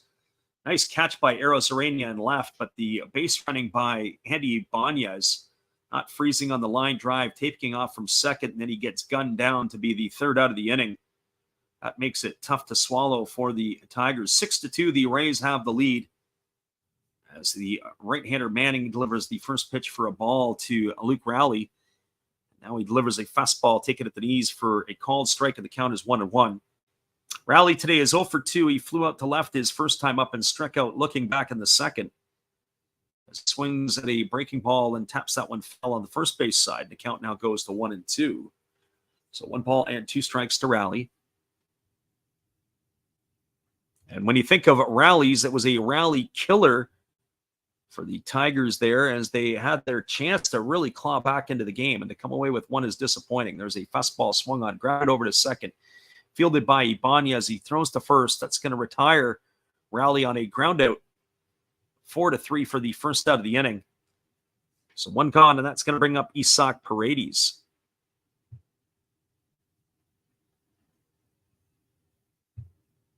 Well, for Paredes today, he is officially 0 for 1. He was hit by a pitch in the first inning, and he struck out back in the third. Swings at the first pitch. He pops it up. It's in shallow center field. Backing up on it is McKinstry. He's got time and space. He makes the catch, and that's going to retire Paredes for the second out of the inning. So 2 gone quickly here, and that's going to bring up the center fielder, Josh Lowe. Well, this is kind of how the fourth inning went. The Matt Manning retired 2 quick batters, and then he allowed the home run to Brandon Lau. The first pitch to Lowe is a fastball taken for a called strike, and the count is quickly 0-1. For Josh Lowe, he's 1 for 2 today. He singled and drove home 2 in the first inning. Then he flew to left. There's a breaking ball swung on. This ball is lifted into deep left field. Moving back in front of the warning track is Eric Haas. He's there. He makes the catch, and that is going to retire Lowe for the third out of the inning. So there was no runs in the inning, no hits, no errors, and nobody left the board. We are now moving to the bottom of the fifth. It is the Rays 6, the Tigers 2. Stick around, everybody. We'll be back with a call in just a couple moments. Appreciate you guys all for listening in with us. The changes are as follows. Vierling has moved over to third. Rogers is behind the plate. Haas has moved from behind the plate to left field. And Badu has gone to right, if you're keeping score along with us. We'll be right back in just a couple moments. Appreciate you guys for listening in.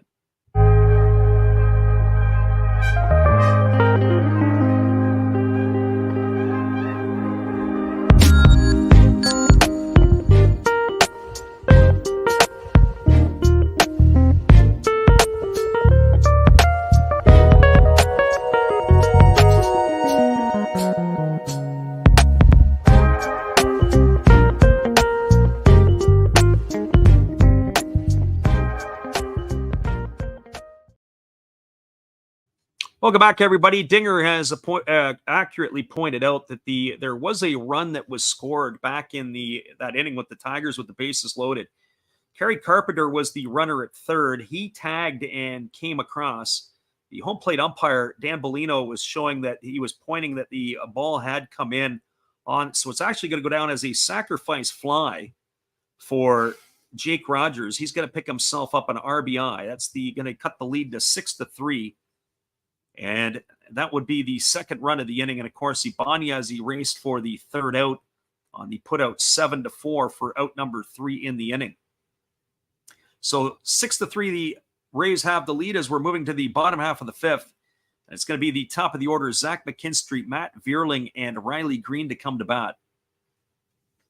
And that was basically a timing play because Carpenter had to score before that run was recorded at second base on the double play. If he wasn't running hard and he would not have scored or got in time before it was caught by the second baseman, that run would have been taken off the board. And that would be something you would give to young players, but always hustling and running hard. There's a breaking ball taken for a called strike, and the count is quickly 0-1 to McKinstry. McKinstry today is 0 for 2. He struck out and he is bounced into a fielder's choice. And check that. We've got Zach Short at the plate coming into bat for McKinstry. So the Tigers are clearing the benches here. This is yet another substitution so far in this one. As that ball is fouled off the mask of Christian Betancourt and counts now 0-2. So no balls and 2 strikes. Here's the offering from the lefty. It's a fastball that is swung on and fouled away, and the count remains at 0-2. So no balls and 2 strikes it is. We are here in the bottom of the 5th inning. 6-3, the Rays have the lead. Lefty Poche kicks and delivers. It is a breaking ball, swung on and missed, and Short goes in the books. He's gone for out number 1. So 1 gone here, and that's going to bring up the new third baseman, Matt Vierling. So as we said, Vierling going from right field to third base.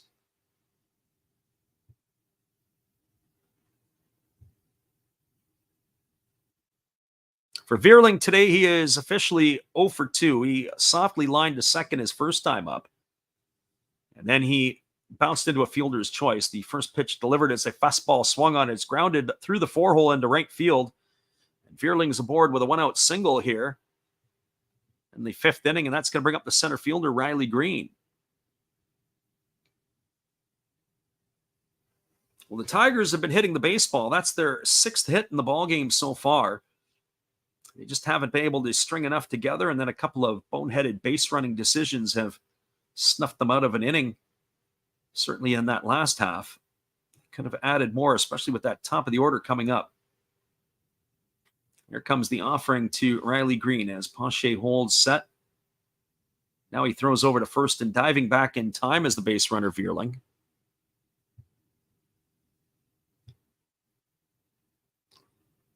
Our friend Probably Wrong says, I've got 200 on Detroit. Think they'll pull through. To be honest with you, no. I don't have a lot of faith. There's a fastball that swung on and fouled away. Count is quickly 0-1 to Riley Green.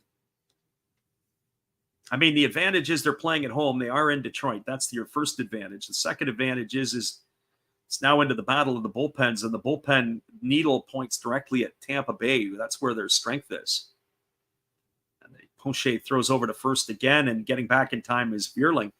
Well, now that's tipped the hat. That's both times now the lefty is thrown over. They do have action in the bullpen as Robert Stevenson is up and throwing for Tampa Bay.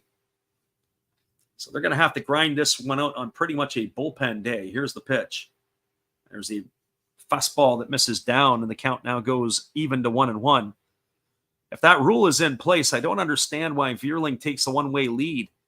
If you're only allowed to throw over 2 times, you got to think that he's going to have to get himself off of the base.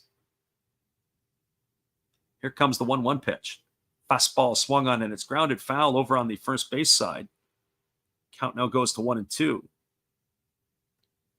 Our friend Probably Wrong says he should just stick to football. Well, you never know. I mean, this game here, the way that it started out for the Tigers, they had basically gifted a couple of runs to the Rays in that first inning. It should have got out of the inning with 1 run. The error by the second baseman, Ibanez, has allowed those other 2 runs to come across. There's a breaking ball that is swung on and missed, and Green goes down on strikes for the second out of the inning. So in essence, in some ways, this should be a 4-3 ball game. But the Tigers defense letting them down in the first inning. The other runs definitely earned by Tampa Bay. The 2-run homer by Diaz in the second, and the solo shot in the 4th inning by Brandon Lau that had given them the 6 runs. This is going to bring up Spencer Torkelson to the plate. And the first pitch is a breaking ball that's taken for a called strike. And the count's 0-1. For Torkelson today, he's 1 for 2. He has doubled and scored a run.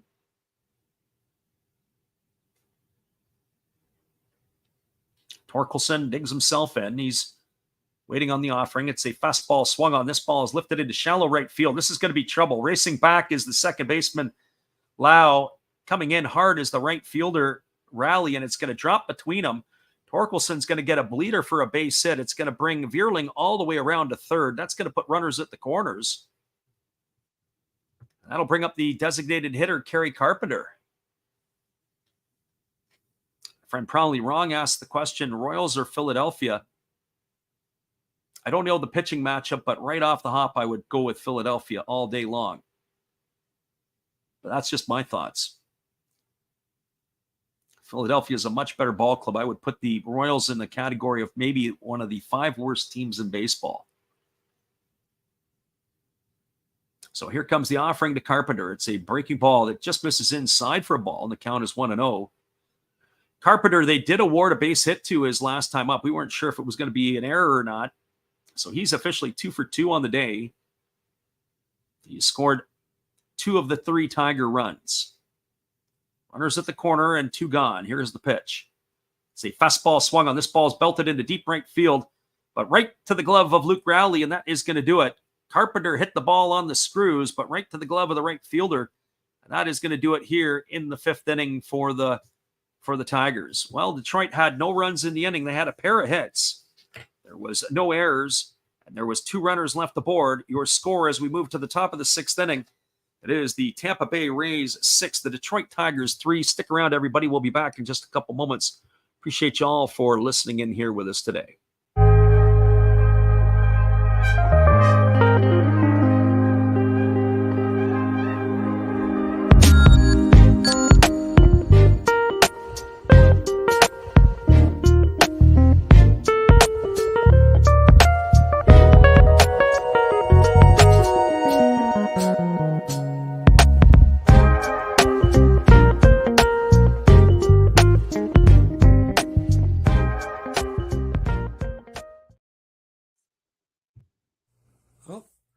Hello?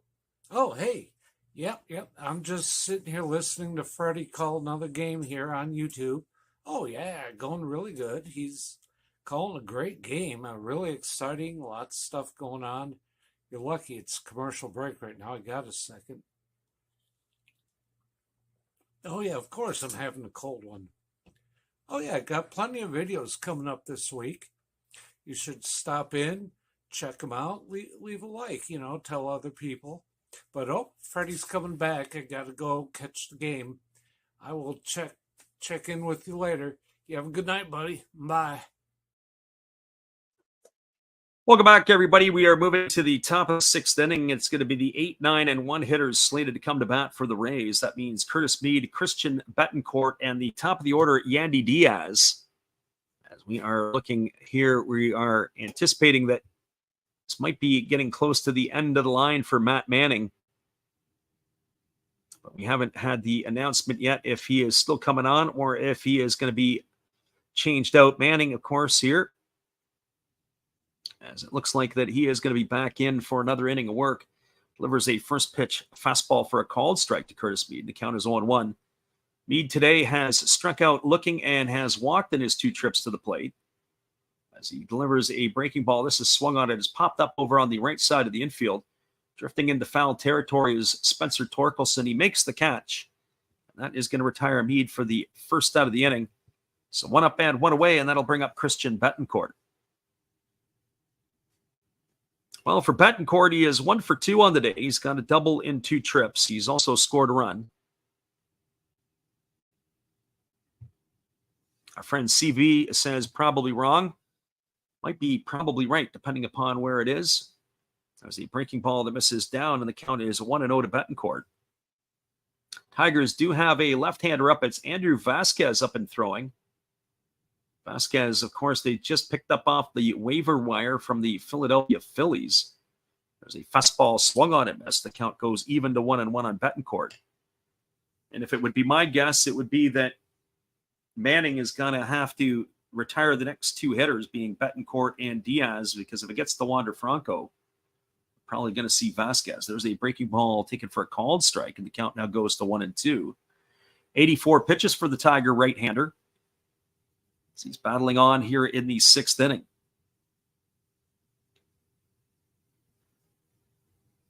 Manning ready to go back to work. He gets the sign from his catcher, Jake Rogers.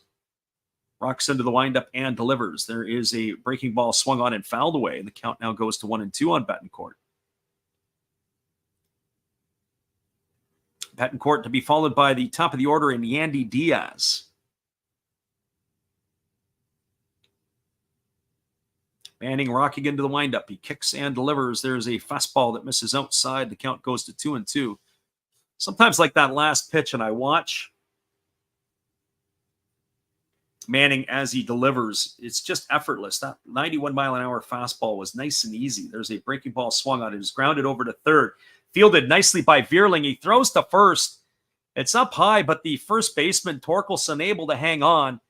And that's going to retire Betancourt on a ground out 5-3. Nice play there by Vierling. Zach Short had gone into the 6-hole behind him. If he would have probably been able to make the play had Vierling not got there. Nice range there by Vierling. So Betancourt gone on a ground out 5-3 for the second out. And that's going to bring up the designated hitter, Yandy Diaz. First pitch offered to Diaz is a fastball that catches the outside corner for a called strike, and the count is quickly 0-1. Diaz today 2 for 3. He's got a home run, a double, a couple RBIs, and he's grounded out to third as he swings at a breaking ball and pops that one foul. The count is now 0-2. Diaz batting from the right side here against the right-hander Manning, as he waits here on the offering, and the pitch is on the way. It's a breaking ball swung on. This ball is lined into left field. It's going to get down for a base hit in front of Eric Haas, who fires it back in. So a 2-out single here by Diaz, and that is going to bring up the shortstop Wander Franco. And let's see if our calculation is correct. So that is going to bring the manager out of the Tiger bullpen, or out of the Tiger dugout rather. Might be in the bullpen. But nope, they're going to let Wander Franco be faced by Manning. Manning today has allowed one hit to Franco. It was a single in the first, but he's also flown to center and flown to left. There's a 95-mile-an-hour fastball swung on and fouled away, and the count is quickly 0-1. CV says, is Visalia Rawhide losing to the Stockton Ball Club in the second? Afternoon baseball on the West Coast. There's a fastball taken for a called strike, and the count now is 0-2. There's nothing more that drives you crackers as a manager as the hitter or the pitcher gets ahead in the count to the hitter. No balls and 2 strikes, and then they let him off the hook, and that's what happened to Diaz. Pitch was way too good. There's a fastball swung on. This ball is lined into left field for a base hit. And going around to third is Diaz. Here's the throw, and it is not in time. Sliding in safely at third base is Diaz. Another hit here for the Rays with 2 outs. Again with 2 strikes. As I said, that was frustrating to have to watch Yandy Diaz with a base hit with 2 strikes. And now Wander Franco with 2 strikes on him gets a solid piece of it. You want to try to do something. Change the eye level of the hitter. Maybe work the hitter back to the plate, something.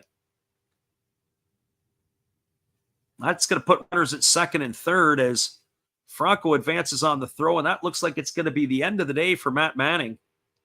It's going to be Andrew Vasquez coming in to pitch, the newly acquired Tiger lefty. You hang tight, everybody. We got ourselves a pitching change. We'll be back in just a moment. 2 gone here in the top of the 6th. End of the day for Matt Manning. We'll be right back after this. Hello, everybody. Steve Rodmacher coming back at you again. And during this pitching change, for a change of pace, let's open some baseball cards. We'll get through these quickly. 2023 Topps Big League. We have rookie card of Tyler Freeman to go along with a Matt Chapman. And why not a Jake Cronenworth? Shoot 'em, Jake! We do have a rookie card of Brett Beatty. That's pretty cool. To go along with the uncommon Carlos Correa. Pretty common to me, but what do I know? Trey Mancini to go along with a rookie of Kodai Senga. Freddie, tell them about Kodai. And one of my favorites, Devin Williams of my Milwaukee Brewers. All right, looks like the pitcher's coming in. Freddie, you can take over now.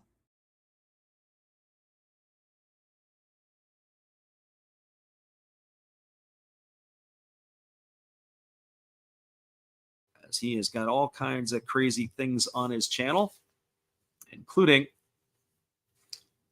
Money Money Monday, Takeover Tuesday, the Hall of Fame Friday is a new feature on his channel, the Saturday morning cartoons, and of course, the Sunday shoutouts. Be sure to check it out. He's got all kinds of great stuff over there. Well, we're ready to come back to the live action. As we said, the Tigers are going to the bullpen. It's going to be Andrew Vasquez who's coming into the ballgame, as he is going to be taking over here, or Velasquez. The left-hander with the Philadelphia Phillies this year had worked 39 2/3 innings. He had an ERA of 2.27. He was claimed off waivers on Friday. And so this is his debut here with Detroit, facing Brandon Lau. Or slated to face Brandon Lau, but it looks like we have a pinch hitter on our hands. It's Harold Ramirez. The first pitch is a breaking ball taken for a called strike, and the count is quickly 0-1. So Harold Ramirez batting .292 with 9 homers and 38 runs driven in. And there's a breaking ball that catches the outside corner, and the count goes to 0-2. So Andrew Vasquez on the hill here, taking over for Manning. There's a breaking ball that misses upstairs, and the count is 1-2. That's what I was talking about earlier, is watching the opportunity. Looking at the opportunity here for the pitcher with 0-2 to change the angle. And there's a breaking ball swung on and missed. And Vasquez has retired Ramirez for the third out of the inning. He goes down on strikes. I think we're down. Or did he foul that one off? The catcher was walking off the field. Vasquez was walking the field thinking that strike. Did they trap it or did they not trap it? It was strange because Ramirez was walking off the field too. Well, it looks like not. The home plate umpire says that they didn't catch the ball, so that's going to keep the count at 1-2 on Harold Ramirez. So here we go. Here's the 1-2 offering. It's a slow breaking ball swung on. It is lifted foul down the right field line, and the count is going to remain at 1-2. As the left-hander Vasquez kicks and delivers, there's a fastball swung on. It is lifted foul down the right field line. Count remains at 1-2 strikes. Here's the offering. It is grounded over to second. It is flipped over to the pitcher covering. It's not going to be in time.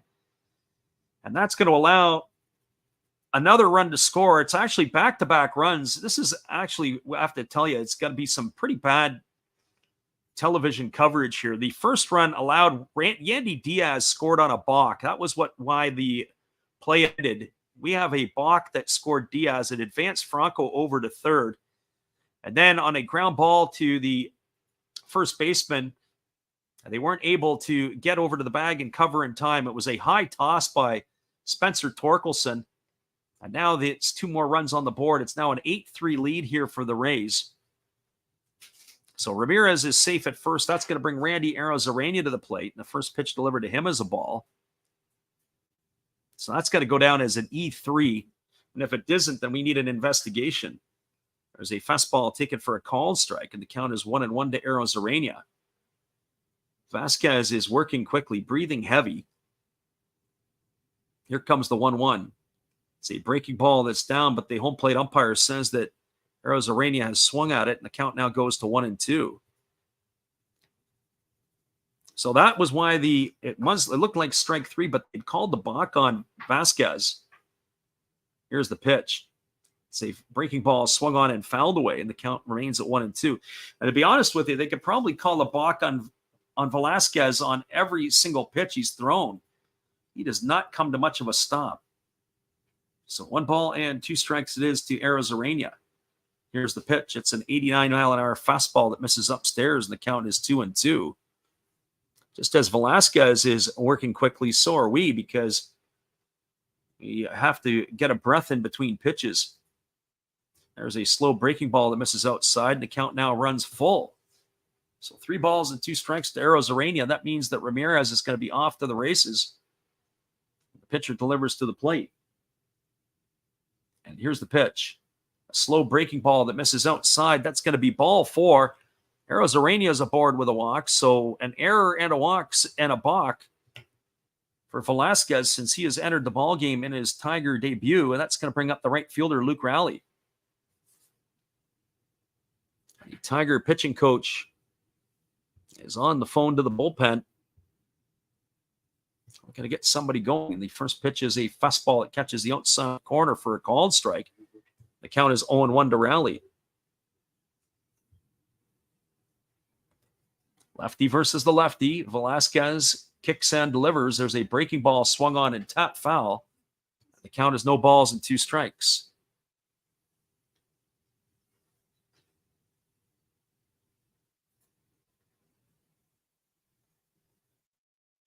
Velasquez waiting here. Here comes the pitch.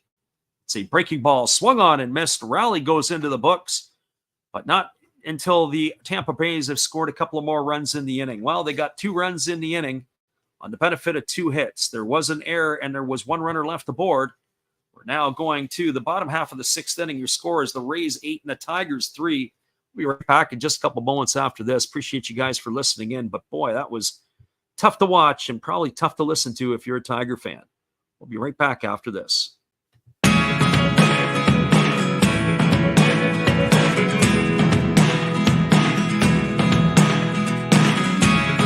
Never really know what's going on. Look at me sometimes like all you want to do is run.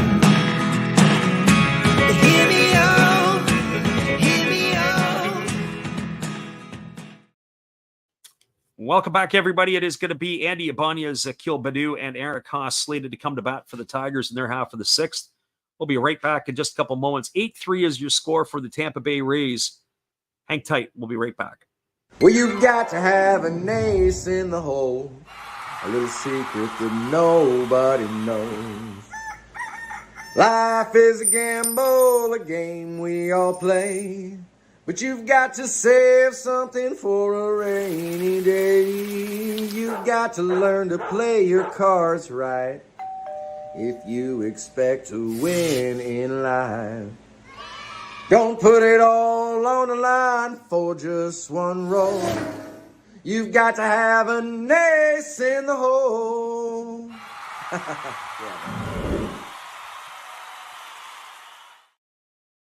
Welcome back, everybody. It is going to be Ibanez, Badu, and Haas to come to for the Tigers in their half of the 6th inning.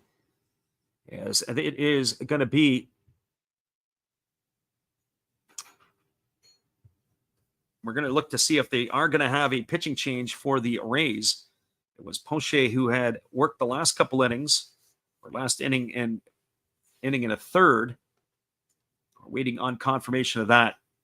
Also waiting for confirmation to see if it is going to be Harold Ramirez taking over at second base, as he had come in to pinch hit for Brandon Lau. It's really strange when Lau was 1 for 3 and a home run on the day and you take him out. That's your reward for depositing a home run. But Kevin Cash has got them playing well, so that's the way it is. It is going to be a pitching change, as they are going to a right-hander here, are the Tampa Bay Rays. It's going to be Stevenson who is coming into the ballgame. The first pitch delivered to Andy Ibanez is a 97-mile-an-hour fastball swung on and missed, and the count is quickly 0-1.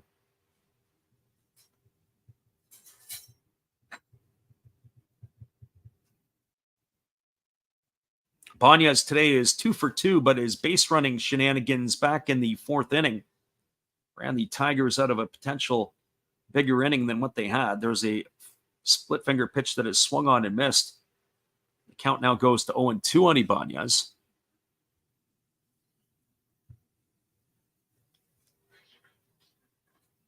So no balls and 2 strikes. Here's the pitch from Stevenson. It's a breaking ball swung on and lifted foul. It's going to reach the seats over on the first base side. The count goes to 1-2.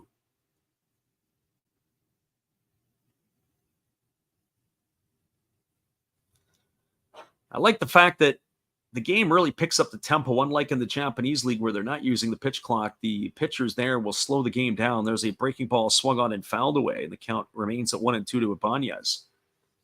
I guess the one positive, I never thought I would say that the pitch clock is a great thing for baseball, but it has quickened up the pace of play for sure. Here comes the 0-2 offering. It's a fastball that misses down, and the count now goes to 2-2. So 2 balls and 2 strikes to Ibanez.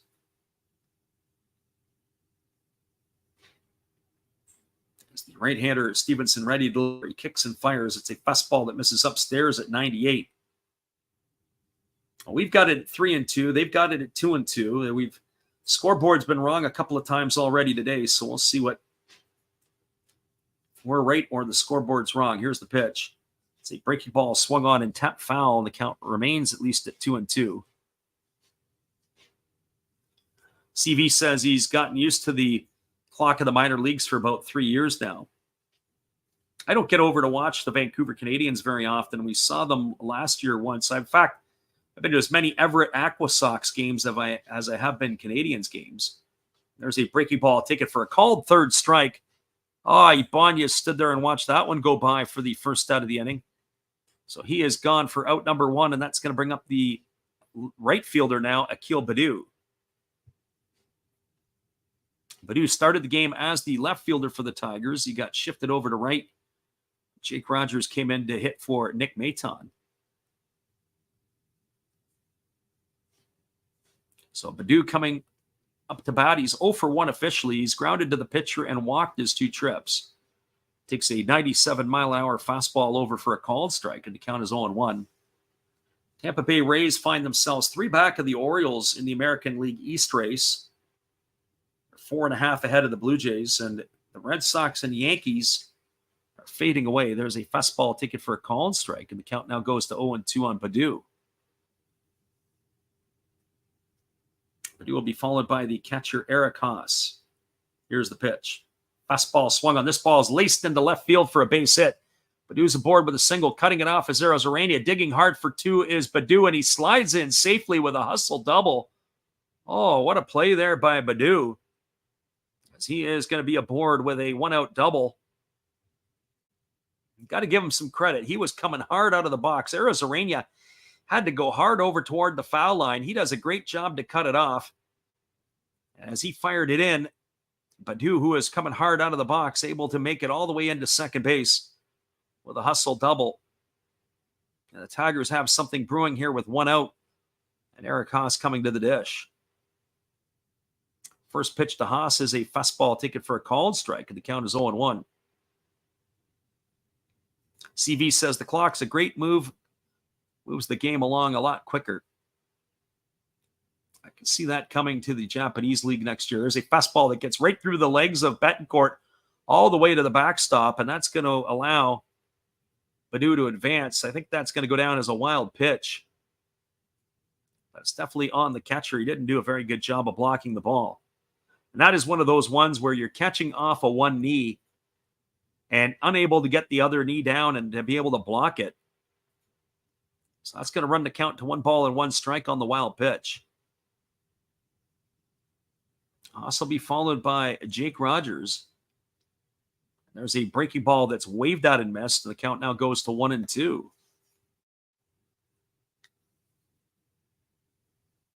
I still don't know if I'm sold on the number of times the pitcher can throw over to first base.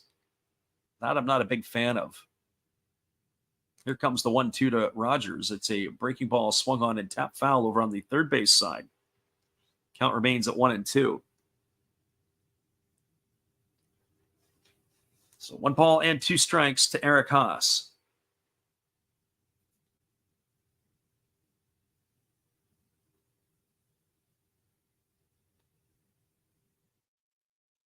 Here's the pitch from Stevenson. It's a breaking ball that misses down and away, but Haas couldn't hold up. That's going to be a called third strike, or at least it looks like it was a strike that the umpire says, yeah, you went around on, so it won't be a called strike. It'll go down as a swing. He's going to be gone for out number 2, and that's going to leave it all up to Jake Rogers.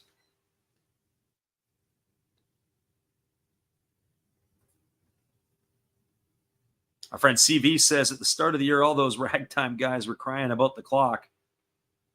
There's a breaking ball that misses upstairs for ball 1 to Rogers.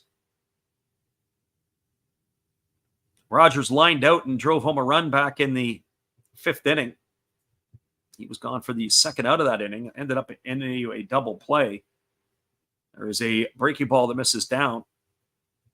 Counts now 2-0. The guys who should be crying are the guys that aren't in very good shape. Alek Manoah is probably crying about the pitch clock because he's just sucking wind after he gets through a few pitchers or a few batters. Got to be in shape under these new rules. Here's the pitch. It's a breaking ball that misses outside, and the count now goes to 3 balls and no strikes on Rogers. Be the top of the order, and Zach Short to follow here. Here comes the 3-0. There's the fastball that misses up and away, and that's going to be ball 4. Rogers is going to get himself a 2-out walk. That's going to put runners at the corners, and Zach Short coming to the plate.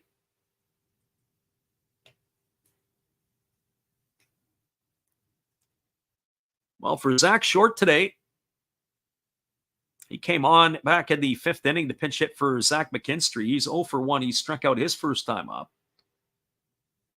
This is in the bottom of the 6th inning here, but if you could ever say an 8-3 lead is not safe for Tampa Bay, this is how it feels today. There's a breaking ball that misses or that catches the outside corner and counts 0-1. Just have a feeling there's going to be more runs put on the board by these two teams. Said the over-under was 8. That was an easy one in this one with Ramirez and Mann on the hill to start. There's a breaking ball that gets away from the catcher. That's going to catch a run in. And going all the way around to third is Rogers on the wild pitch. Again, catching off a one knee. This is the part that really bothers me. Just the fundamental skills. Whoever who has decided that this is a good idea across Major League Baseball, the catcher cannot move. Betancourt tries to backhand a ball across his body, goes all the way to the backstop. Badu comes in to score the 4th run of the ball game for the Tigers, allows Jake Rogers to go all the way around the third. Jake Rogers is about the slowest man in baseball. There's a fastball that swung on and missed by Short. And the count now goes to 1-2. So whoever thought catching off a one knee was a good idea on a regular basis needs their head examined. Here's the pitch. Fastball, take it for a called 3rd strike. Zach Short stood there like the house by the side of the road. He watched it go by. Not going to get any better pitch than that. He's gone for out number 3, and that's going to do it here for the Tigers. Well, they got a run in the inning on 1 hit. There was no errors, and there was 1 runner left aboard. Your score as we now move to the top of the 7th. It is an 8-4 ball game for the Rays. Stick around, everybody. We'll be right back in just a couple moments. Appreciate you guys for listening in here with us. We'll rant a little bit more on catchers catching off a one knee because that was on full display here in that inning. Absolutely terrible. We'll be right back after this.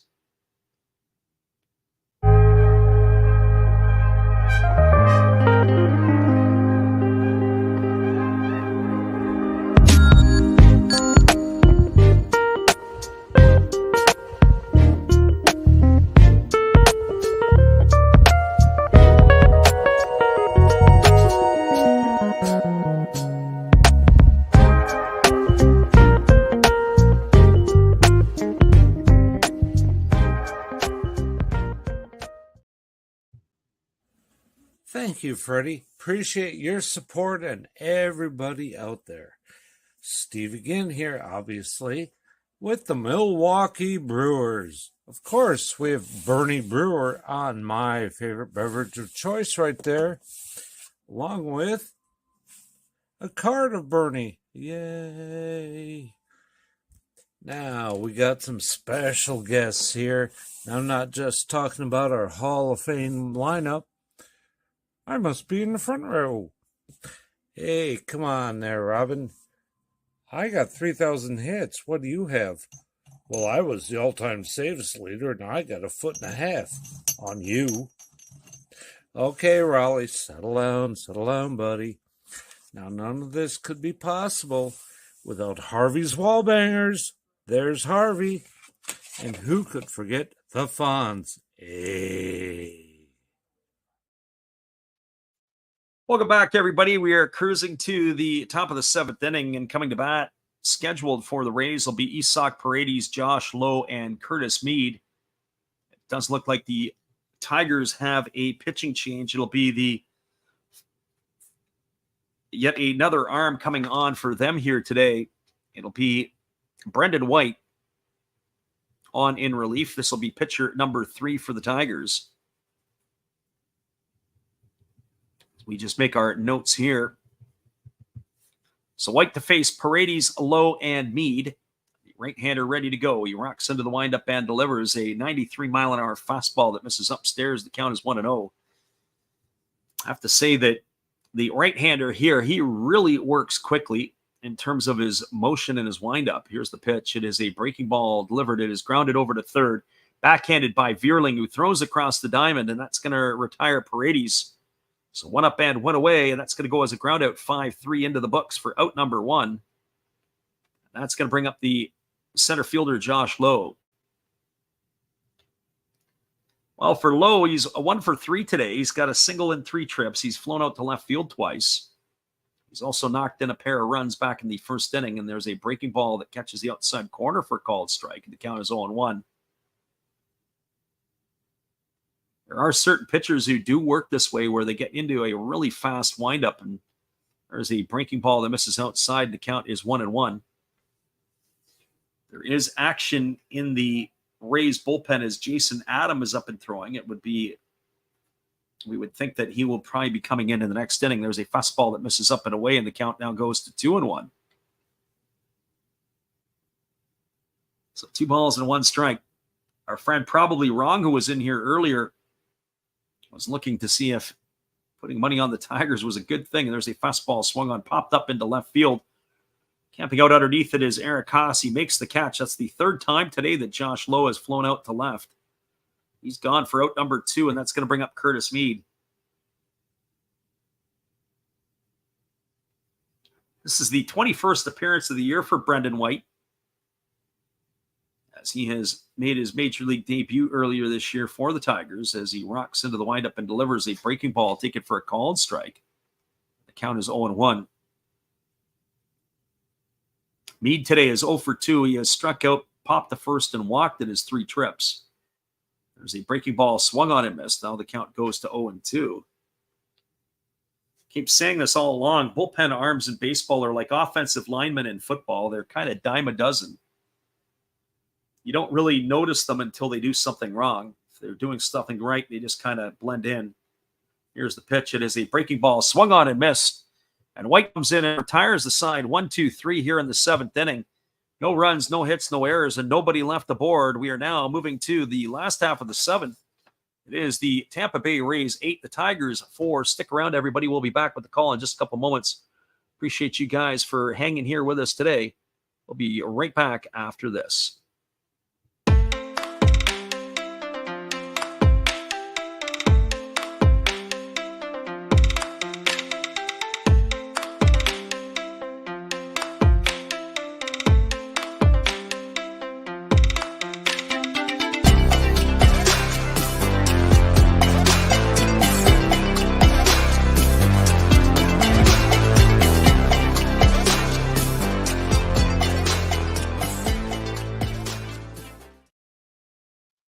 Welcome back, everybody. We are moving to the bottom half of the 7th inning. We'll be right back in just a few.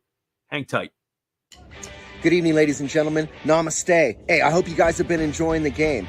My name is Hollis. I've got a YouTube channel called Another Hollis Build. I love baseball cards. I open up brand new product for you guys. I open up old stuff. I do breaks. I do auctions. All kinds of stuff concerning baseball. I'm Friars faithful, Padres to the end. I also love Garbage Pail Kids and my animals. I have a ton of animals. It's like a mini petting zoo here around my house. I also love my city, San Diego, baby. I take you all around the city and show you what's up. If you guys dig stuff like that, cruise on over and check it out. It's Another Hollis Build. If you dig it, subscribe. I'd really appreciate to have more follow me along on the journey. Hey, either way, you guys have a wonderful day or a beautiful, beautiful evening. No matter which one it is, make sure that you make it great, my friends. Big up Last Raps Baseball. Yeah, Freddie, let's go. One love and peace. Yeah, man.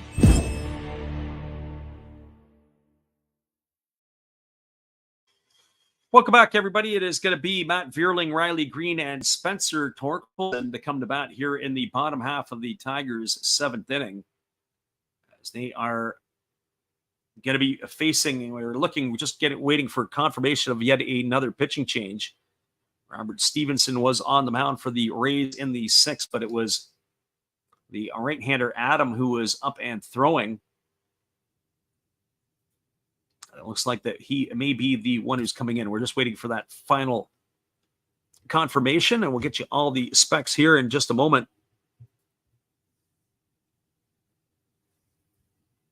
But that's exactly who it is. We have Jason Adam taking over here on the hill for the Tampa Bay Rays.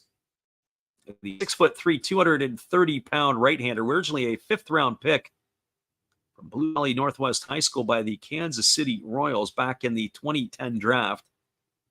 He's going to be making the appearance here for Tampa today. He's been with the Royals, the Blue Jays, the Cubs, and he is now in his second year with Tampa. A 6-year veteran. He is going to be making his 47th appearance of the year. He's got 2 wins and 2 losses. He has 44 innings pitched. He's given up 28 hits. He has walked 16 and struck out 54. He's got himself an ERA of 2.45. So the 2, 3, and 4 hitters to come to bat here in this half inning.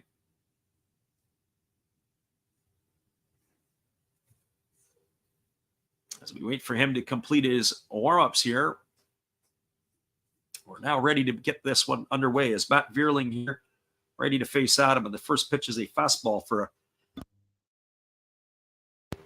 take it for a called strike. Count is 0-1.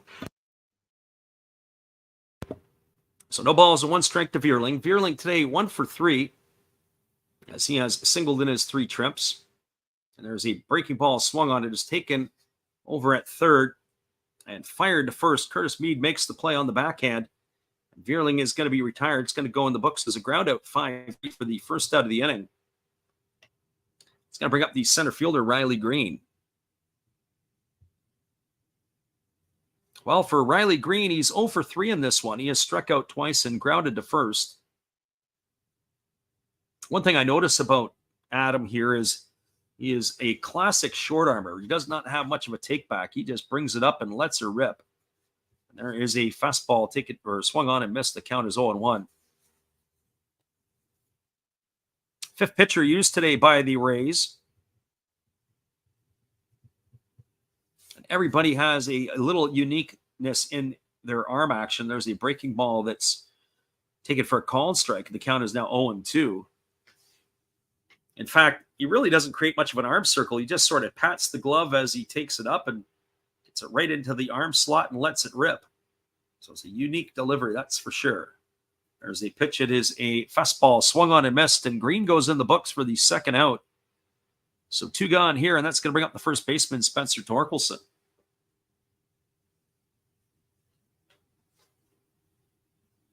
For Torkelson today, he is 2 for 3. He's got a single and double. He's also scored a run.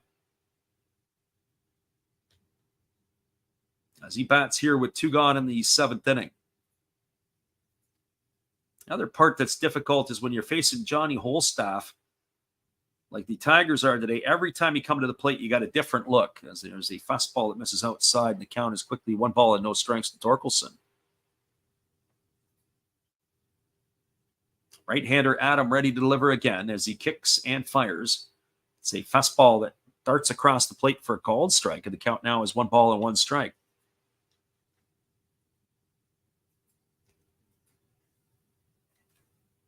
Right-hander Adam ready to go back to work again. He holds to the set position. Now he kicks and delivers. There's a breaking ball swung on it. It is grounded foul just past the bag at third base. It's going to run the count to 1 ball and 2 strikes. Here in the bottom of the 7th inning, the Tigers are batting. There's 2 gone. It's an 8-4 Rays lead. Thank everybody for ducking into the channel today. We appreciate you and your support.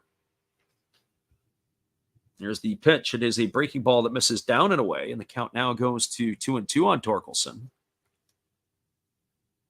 So 2 balls and 2 strikes. Full slate of games across Major League Baseball today, and we'll get you caught up at the end of the ball game with all the final scores. Here's the pitch. It's a breaking ball that misses up and away, and the count now goes to 3-2.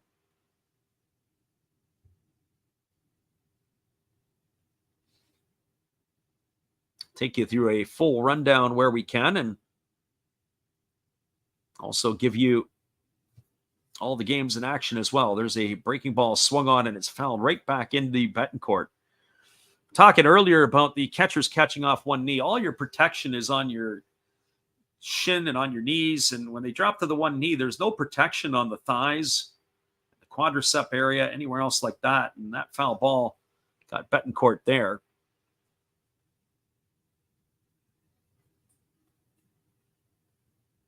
They announced today, they said that Tim Anderson was not in the starting lineup for the White Sox today as part of that brawl.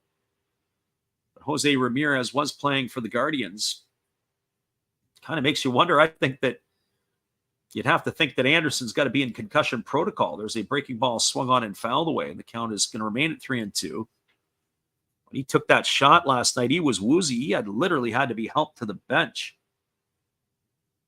White Sox did beat the Guardians today 5-3 in that game. Apparently, from what I heard, is he was really giving it to the utility man for the Guardians, Arias. There's a fastball that misses inside, and Torkelson's going to get himself a walk. He's going to be aboard here with a 2-out walk, and that's going to bring up designated hitter Kerry Carpenter. I was saying it was a lot of trash talk from Anderson to apparently to Arias, on top of other things. And then he felt that, I guess Ramirez felt that he was standing over top of him for far too long. And that's what got the ire of Ramirez, is when he got up to say something, that's where they brought it on. But also interesting, too, to see how much time they had to be able to square each other up. Well, that's bringing Kerry Carpenter to the plate. He's 2 for 3 on the afternoon. He's got a couple of singles. He also lined out to the right fielder. He's also scored a couple of runs for the Tigers today. Here comes the first offering from the right-hander, Adam. And that's a breaking ball that misses down, and the count is 1-0. And again, that's what I talk about, is I don't like the way the catcher is receiving the ball. That pitch was down. He tried to jerk it up into the strike zone. Makes it very difficult for the umpires to have to award balls and strikes. This is the product of working off of the one knee. Here comes the pitch. There's a fastball swung on. This ball is lifted into straightaway center field. This ball is going to be over the head of the center fielder, and this ball's gone right over the 4-12 sign. Kerry Carpenter with a 2-run homer here with 2 out in the 7th have cut the lead to 8-6. That's his 12th homer of the year. Carpenter deposits that one just shy of the shrubs in center field at Comerica Park. A 2-run bomb, and the Tigers are within 2 at 8-6.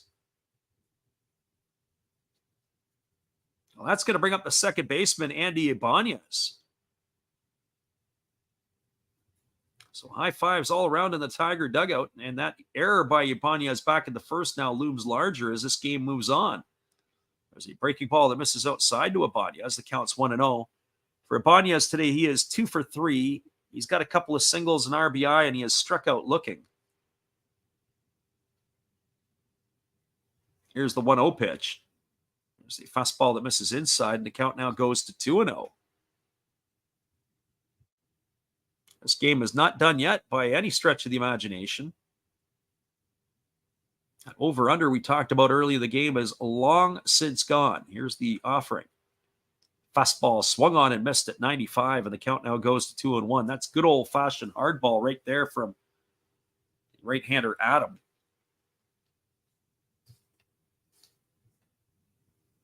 So 2 balls and 1 strike to Ibanez. The right-hander ready to go. He kicks and delivers. It's a fastball at 94. It's swung on and missed. Count now goes to 2-2.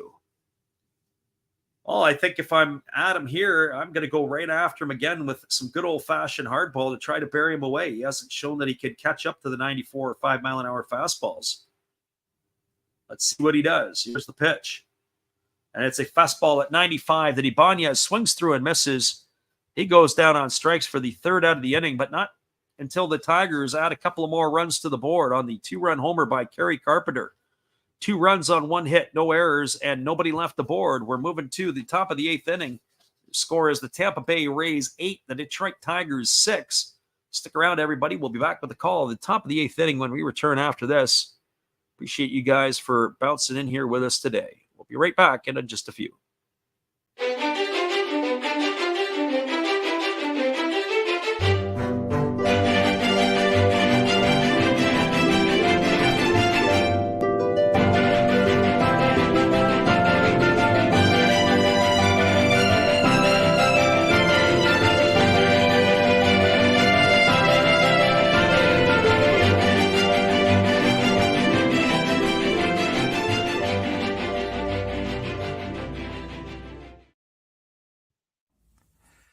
This is Steve Rademacher, and I'd like to introduce you to my channel if you haven't seen it before.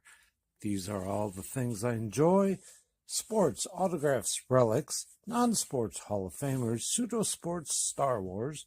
That's my channel name and my name, and I would really appreciate it if you would come check me out and maybe even subscribe if you like it. Thank you for that for now, and back to your ball game. Welcome back, everybody. We are moving to the top of the 8th inning, and it's slated to come to bat for the Rays. It'll be the 9, 1, and 2 hitters in the batting order. That means Christian Betancourt, Yandy Diaz, and Wander Franco. We have ourselves a new ball game as the Tigers have cut the lead to 8-6. As Tampa Bay is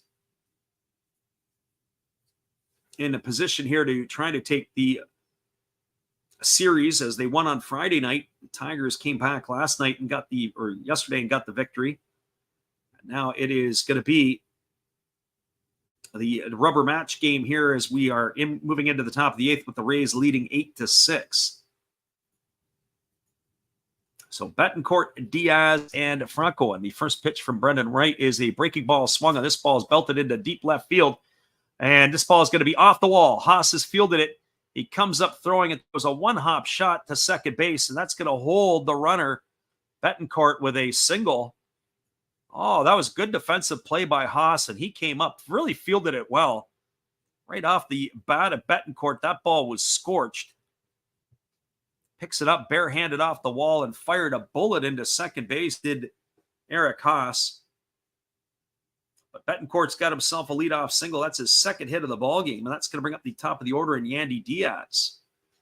The first pitch to Diaz is a breaking ball that catches the outside corner for a called strike. Diaz is a triple shy of the cycle. He's got a single, a double, and a home run in this one. He's also grounded to third. Here's the pitch. It is a fastball taken for a called strike, and the count now is no balls and 2 strikes to Diaz.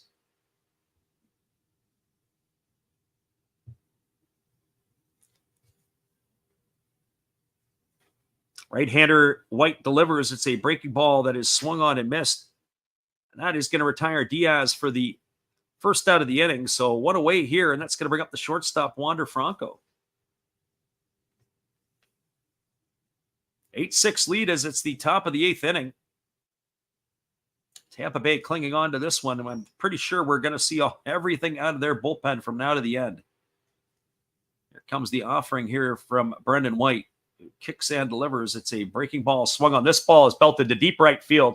If this ball stays fair, it's trouble. And this one is gone. A 2-run homer by Wander Franco. And just like that, Tampa Bay, who looked like that they were inching or giving up the lead, as the Tigers were clawing back in their half of the 7th, now have re-extended the lead to 10-6 on the home run here by Wander Franco. So the balls are leaving Comerica Park at an alarming rate today for both teams. 2-run shot here by Franco in the 8th has given the Tampa Bay Rays a 10-6 lead.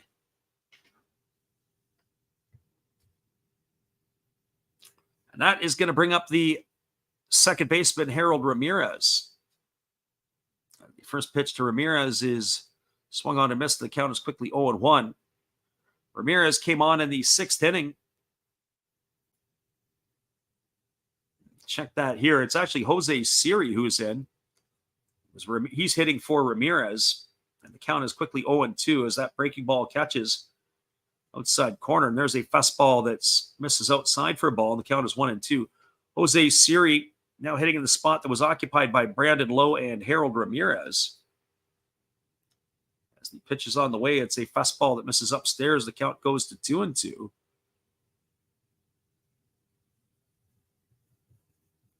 Doing these 2 games here, it's my scorecard is looking like a coloring book. There's a breaking ball swung on it, is lifted down the right field line, giving chases Torkelson, coming hard as Badu. It's going to land and drop onto the warning track and bounce into the netting down the right field line. That's going to keep the count at 2-2. So 2 balls and 2 strikes. 10-6, the Rays now have the lead over the Tigers in the top of the 8th inning. good old-fashioned slugfest in Detroit. Here's the 2-2 to Siri. And there's a fastball that misses down, and it runs the count to 3-2. Tigers have a left-hander up. It's Chasen Shreve now throwing in their bullpen. As the pitch is on the way, it is a fastball swung on and fouled away, and the count remains at 3-2. So 3 balls and 2 strikes to Jose Siri. It's his first at bat of the ball game. As we said, he replaced Brandon Lowe and Harold Ramirez in that spot in the batting order.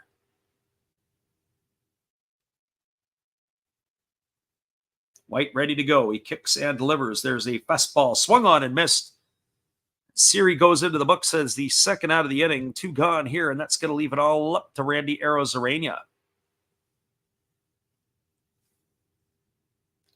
And one would have to think that if this would probably be the last hitter that White would face, the lefty warming up the bullpen, Luke Rowley, waits his turn on deck. Here's the first offering. It's a fastball that catches the outside corner for a called strike, and the count is quickly 0-1. So no balls and 1 strike to Arozarena. Arozarena today is officially 1 for 3 as he takes a fastball for a called strike, and the count now goes to 0-2. He reached on an error and scored a run in the first inning. He singled in the second, flew to center in the fourth, and walked in the sixth. Here's the pitch. It's a breaking ball swung on and tapped foul over on the third base side, and the count remains at 0-2. So no balls and 2 strikes.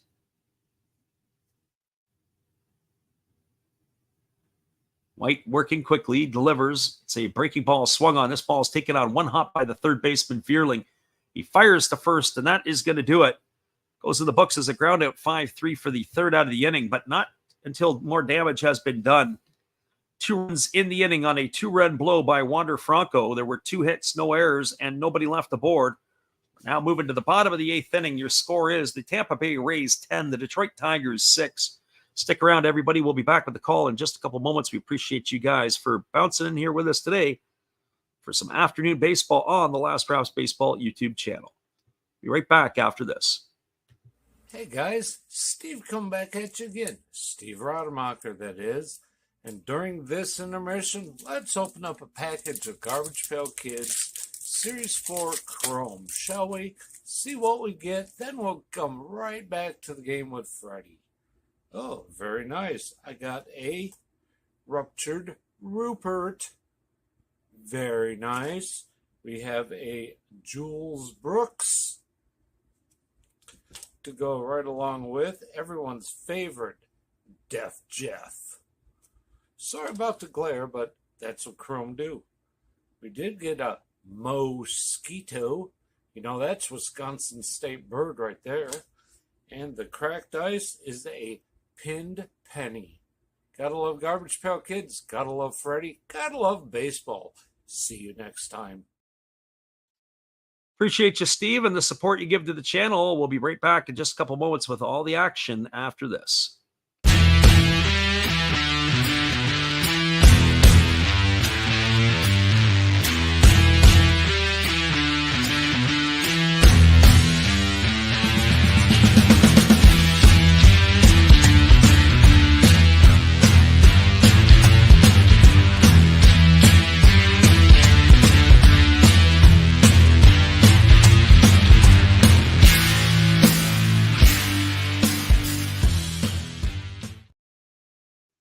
Welcome back, everybody. It's going to be Akil Baddoo, Eric Haas, and Jake Rogers to come to bat for the Tigers in their half of the 8th inning. It was they had cut the lead to 8-6 in their half of the 7th on a 2-run shot by Kerry Carpenter. Wander Franco has re-extended that 4-run lead with a 2-run shot in the top of the 8th for the Tampa Bay Rays. Looks like we will have potentially a pinch hitter here as Javi Baez stepped into the on-deck circle, so we'll see who he is going to come in to hit for. It looks like he may be coming in to hit here for Akil Baddoo. Baddoo will leave the game 1 for 2 today with a walk. And it's going to be Jake Diekman on in relief. making his 44th appearance of the year. He's or 35 and a third innings. He's got an ERA of 4.08. So Diekman on in relief here for Tampa Bay in the 8th inning. This is going to be pitcher number 6 used today by the Rays. The first pitch on the way is a fastball. Take it for a called strike. And the count is quickly 0-1 to Javier Baez. Baez was originally slated to be in the starting lineup, but he was a late scratch. So Javier Baez now coming in off the bench. In the late portion here, there's a fastball that misses down, and the count goes to 1-1. So 1 ball and 1 strike. Our friend Road Scholar says, I'll trade you a down-the-drain Dwayne. There's a fastball that's swung on and missed. The count goes to 1-2. That's funny. Actually, I'm not really much into the garbage pail stuff, but Steve and some of the others are. I remember back in the day, the wacky packages. That was what we used to see. There's a fastball that misses upstairs. The count is now 2-2. I do like that mosquito. Of course, it is a Wisconsin state bird, according to Steve Rademacher. So 2 balls and 2 strikes as Baez waits here on the offering from Diekman. And there's the pitch. It's a fastball swung on and lifted foul down the right field line. And the count is 2-2. Still to Baez. Baez, Haas, and Rogers here for the Tigers in their half of the 8th inning. The sand in the hourglass is starting to run dry. Here's the pitch. It's a fastball swung on and missed. And Baez goes in the books for out number 1 here in the 8th inning. So 1 Tiger up and 1 Tiger down. And that is going to bring up the catcher, Eric Haas.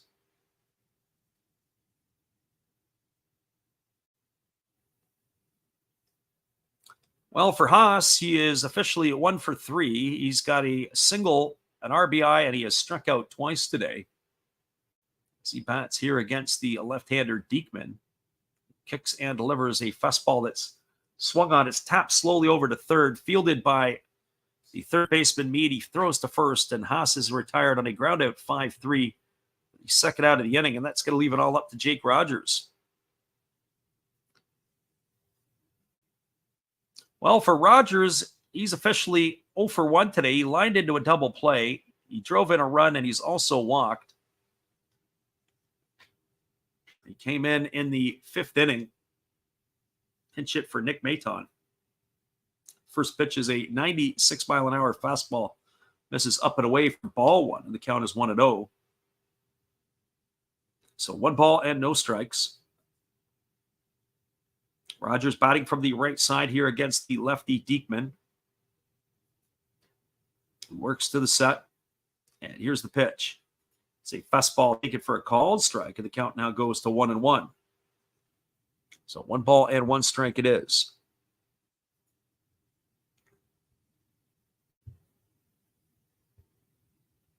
As mentioned before, when this one is over, we will give you guys a full roundup of everything. There's a ground ball swung on. It's tapped slowly over to second. It's fielded and thrown to first, and that is going to retire Rogers on a ground out 4-3 for out number 3. That is going to do it here for the Tigers in their half of the 8th inning. No runs, no hits, no errors, nobody left the board. We're now moving to the top of the 9th. Your score is the Rays 10, the Tigers 6. Stick around, everybody. We'll be back with the call. The 9th inning when we return after this.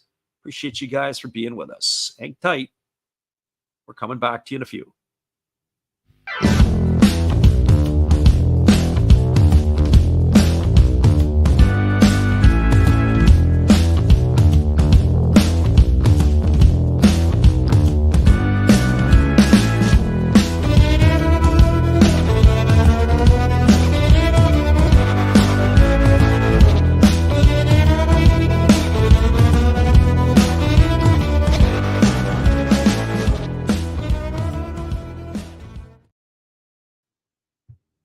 Moving to the top of the 9th inning. We'll be back here in just a couple of moments. Appreciate everybody for being with us today. Hang tight.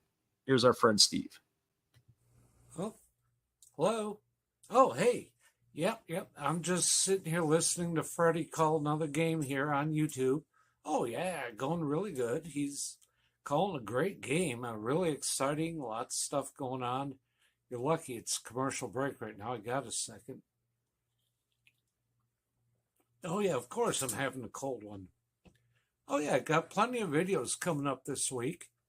You should stop in, check them out, leave a like, tell other people. But, Freddie's coming back. I got to go catch the game. I will check in with you later. You have a good night, buddy. Bye. Appreciate you, Steve, and the support you give to our channel. And in turn, we support Steve Rademacher. After the game, be sure to go check him out. He has got everything you could ask for on his channel. Well, we are moving to the top of the ninth inning. It's going to be Luke Rowley, Isaac Paredes, and Josh Lowe scheduled to come to bat for the Rays. See if the Tigers are going to be making a move to their bullpen as they had Chasen Shreve up and throwing. We'll see where that is going to stand here for the Tigers.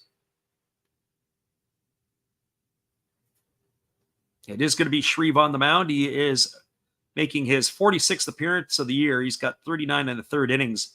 He's got an ERA just slightly north of 5 at 5.03. So he is going to be taking over here for Brendan White. This is going to be the fourth pitcher used by the Tigers today.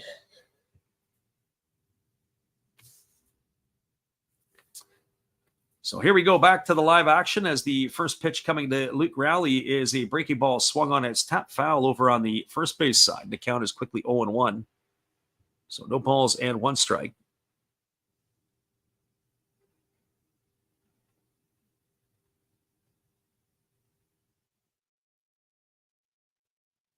Tigers lefty delivers. It's a breaking ball swung on. This ball is lifted into deep right field, but there's going to be room as camping out underneath it is the right fielder Vierling again, who makes the catch, and that's going to retire Rowley for the first out of the inning. Vierling, who is playing third base, is now back into right field as Javi Baez had come into the ball game.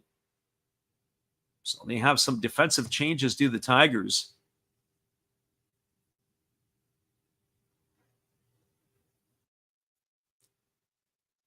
So one gone here.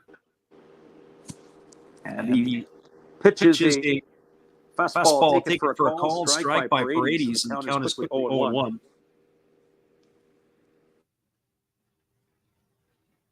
So no balls and one strike to Paredes. Shreve delivers a fastball that misses outside, and the count now is 1 ball and 1 strike.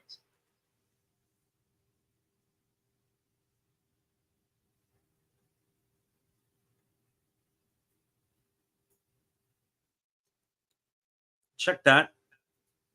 Count. They got a count up. They've got the count now as that pitch missed. It's 3 balls and no strikes to Paredes. We saw the hand go up, and now there's a fastball taken for a called strike. So sometimes we have to trust our own stuff. And part of it is that I'm not always confident in what we see on the scoreboards. They've got 3-1.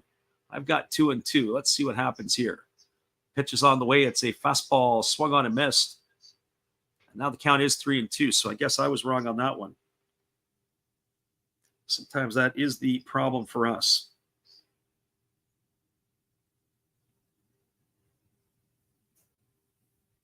And here comes the pitch. It is a breaking ball swung on. It's lifted foul. That's going to drift into the stands just behind third base. That's going to keep the count at 3-2 on Paredes.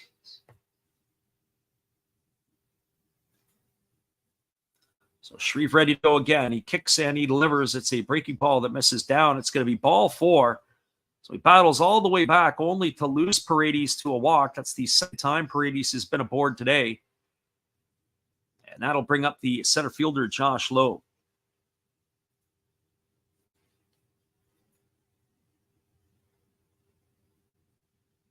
Well, for Lowe, he comes to bat. He's 1 for 4 today. He's flown out 3 times to left field. He swings at a fastball and lifts that one into the seats foul. The count is 0-1. Lowe has also singled and driven home a couple of runs.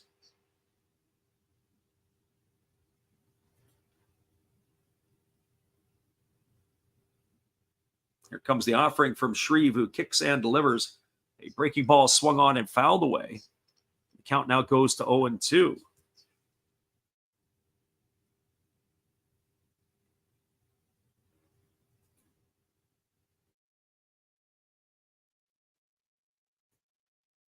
So no balls and 2 strikes as Shreve works to the set and now delivers. It's a breaking ball swung on and tap foul. The count remains at no balls and 2 strikes to Josh Lowe.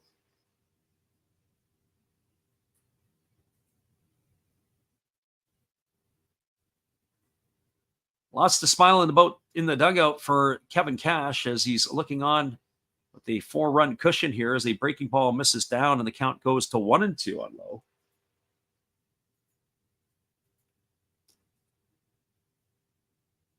Tigers will be down to their last wraps in the 9th inning.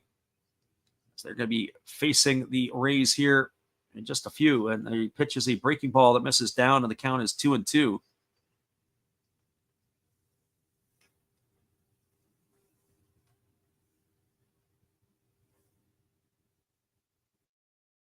Lefty Shreve gets his sign from Rogers, ready to go back to work. Here comes the 2-2 offering. Pitch is on the way. It's a fastball swung on. This ball is lined into left field. Diving and unable to come up with it is Haas. It goes off his glove into foul territory. Stopping at second is Paredes. And that's going to put runners at first and second. Great effort there by Haas. Unable to come up with it. He was able to prevent extra bases by just him diving for that ball.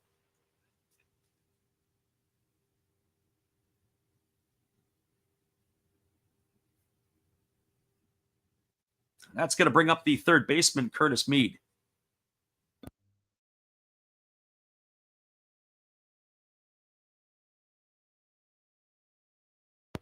Well, Curtis Mead strides to the plate. He's 0 for 3 in this one.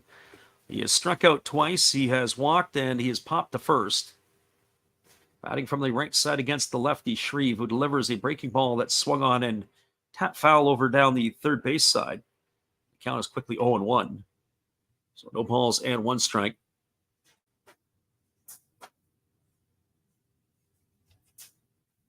It is a little bit tough when you're getting late into the ball game and game in a 10-6 affair. There's a fastball that misses upstairs. The count goes even to 1-1.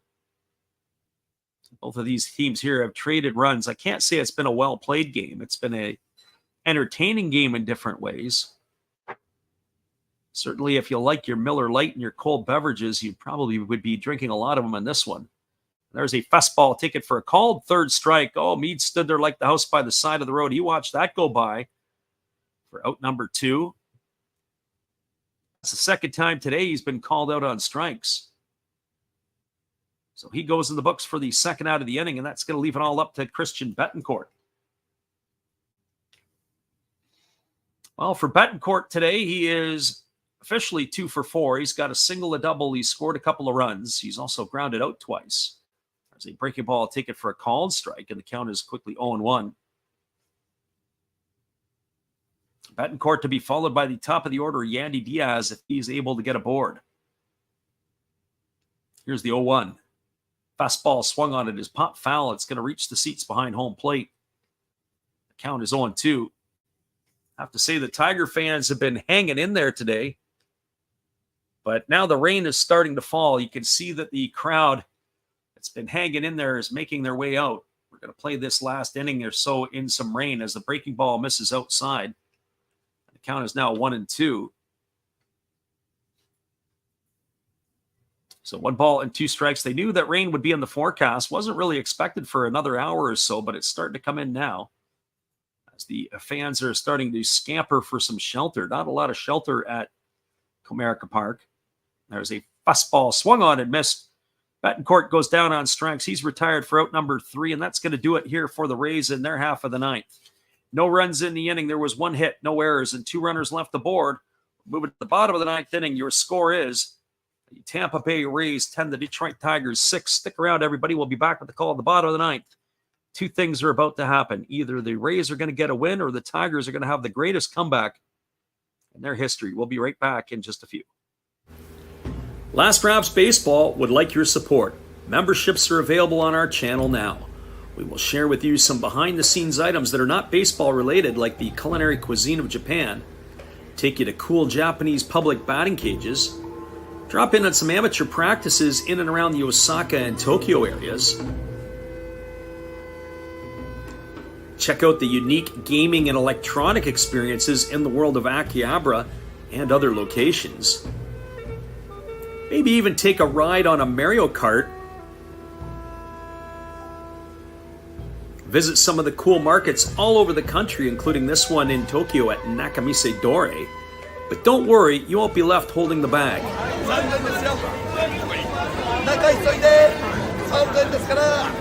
Members can enjoy becoming a part of the channel. We'll have something for everyone's viewing pleasure. Become a member of Last Drafts Baseball's channel today. Monthly memberships start as low as $1.99 per month. We'll be right back in just a couple moments, everybody. For the bottom of the ninth inning, it'll be the top of the order coming up for Detroit.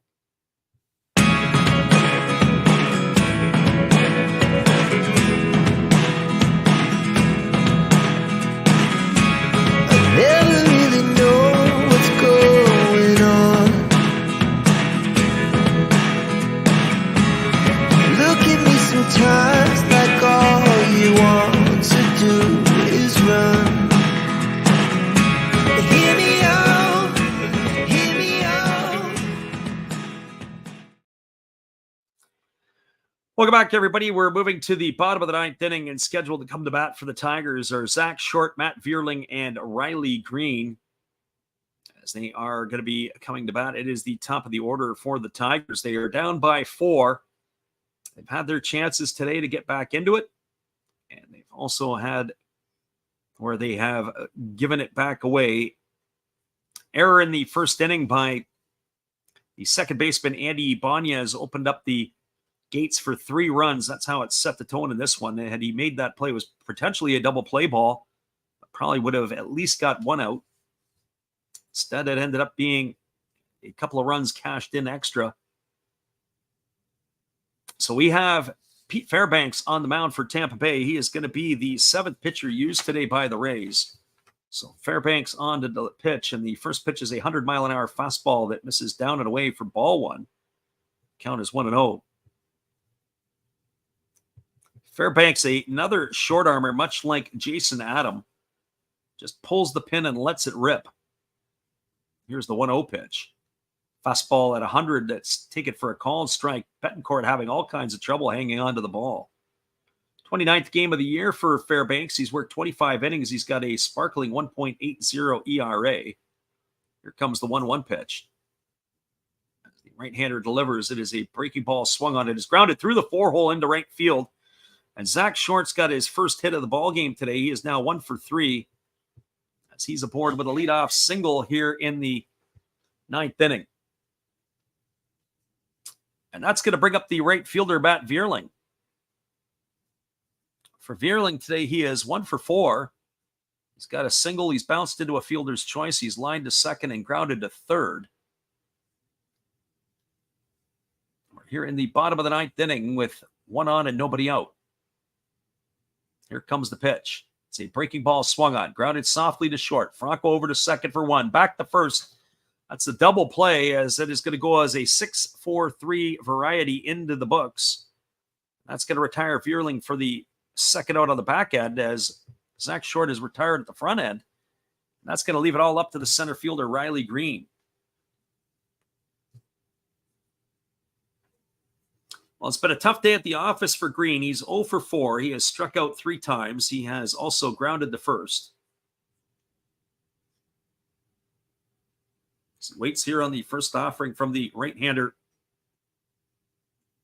Fairbanks, who kicks and delivers a breaking ball that drops in for a called strike, and the count is quickly 0-1. Green batting from the left side against the right-hander Fairbanks, who works set to the belt. Here comes the pitch. It's a breaking ball that misses down and away, and the count now goes even to 1-1. So 1 ball and 1 strike.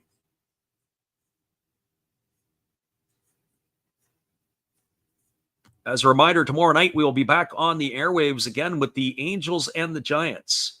As that breaking ball drops in for a called strike, and the count now goes to 1 ball and 2 strikes on Riley Green. Tigers are now down to their final strike, as the right-hander works to the set position. And now he kicks and delivers. It's a fastball swung on and missed. That is going to do it as Green goes down on strikes for the third out of the inning. That's the fourth time today he has been struck out. No runs, one hit, no errors, and nobody left the board for the Tigers in their half of the ninth. Your final score is the Rays 10 and the Tigers 6. Hang tight, everybody. We'll be back around in just a couple moments to wrap this one up and give you a look at the out-of-town scoreboard when we return in just a few. Appreciate you guys for being here. Whether you listen live or on delay, it's always glad to have you in the house. Great game you called, Freddie. This is Steve Rodemacher, and you guys, now that the game's over, should come over to my channel to see some awesome stuff like the buttons behind me, or the unopened Magic cards behind me, or things like a Cal Ripken Jr. rookie card. Why not? An Earl Weaver rookie card, Hall of Fame manager. We have a rookie card, Tony La Russa, for the Kansas City Athletics. And next we have Ted Simmons, Hall of Fame catcher for the Cardinals and Brewers. Later went on to the Braves. We have autographs of Marianne from Gilligan's Island, Dawn Wells. And you know it, it's Danny Trejo, Machete, with a machete. Hey guys, thank you again, Freddie. Awesome game. Same channel tomorrow, everybody. Last Reps Baseball, and hopefully same time. Appreciate you there, Steve. Our time tomorrow will be 6:45 Pacific, so hopefully you can join us for the Angels and the Giants in that one. Monday Night Baseball on the Last Reps Baseball YouTube channel. Well, we've got some finals from around the American League. We'll kick it off there in Cleveland. It was the Guardians losing to the White Sox today, 5-3. 5-9-2 for the White Sox, 3-7-2 for the Guardians. It was 3 runs in the top of the ninth by the White Sox as they were able to come from behind for the victory. Peralta gets the win, his first of the year. He's 1-0 for the White Sox. Emmanuel Clase takes the loss. He drops to 1-6. Lambert gets the save for the White Sox. It was George Arias who got his 5th homer of the year for the Guardians. Toronto went into Boston and laid a beatdown on the Red Sox today, 13-1. 13-16-0 was the line score for Toronto, 1-8-0 for Boston. Chris Bassett gets his 11th win of the year against 6 losses. Murphy takes the loss. He goes to 1-1. Davis Schneider hit his 2nd home run for Toronto. It was Tristan Cassis knocking in his 17th for the Red Sox. Games that are still underway, the Astros are leading the Yankees in the Bronx 9-6. 9-6-1 for Houston, 6-6-0 for the Yankees. That's in the bottom of the 8th. Home runs today for Houston. Alvarez hit his 21st. Jake Myers hit 2. He's got 9. And Martin Maldonado hit his 9th. Gleyber Torres hit number 18 for the Yankees. In the bottom of the 2nd inning in Los Angeles, the Mariners are locked up at 1s with the Angels. 1-1-0 for the Mariners, 1-3-1 for the Angels. J.P. Crawford hit his 10th for Seattle. Over in the National League, there are no finals as of yet. Everything is still underway. In the top of the 9th inning, Washington Nationals are leading the Cincinnati Reds 6-3, 6-10-0 for the Nats, 3-5-1 for the Reds. C.J. Abrams has hit his 11th for Washington. Lane Thomas has hit number 19. For Cincinnati, T.J. Friedl has hit number 10. Joey Votto has hit number 12. He is an absolute power tear right now for Cincinnati. Bottom of the 9th inning, the Pittsburgh Pirates are holding on to a 4-0 lead against the Milwaukee Brewers in Milwaukee. Connor Joe Rodriguez and Brian Reynolds have all homered today for the Pirates in that one. In the bottom of the 8th inning, the Colorado Rockies are clinging to a 1-0 lead in St. Louis. And it is a 1-run, 5 hits, no errors for the Rockies, 0-8-0 for the Cardinals. Top of the 7th inning, the Cubs are leading the Atlanta Braves 5-4 in Wrigley, 5-5-1 for the Cubs, 4-9-0 for the Braves. Matt Olson hit homer number 39 for the Braves in that one. In interleague play, there are a couple of finals that are in. The Baltimore Orioles beat the New York Mets today 2-0. Perez gets his 4th win of the year against 1 loss for the Orioles. Quintana drops to 0-3 for the Mets, and Bautista got his 30th save for the Orioles in that ball game in Baltimore. The Philadelphia Phillies knocked off the Kansas City Royals 8-4, 8-12-1 for Philly, 4-7-0 for KC. Taijuan Walker got his 13th win of the year against 4 losses. Zach Greinke goes to 1-12.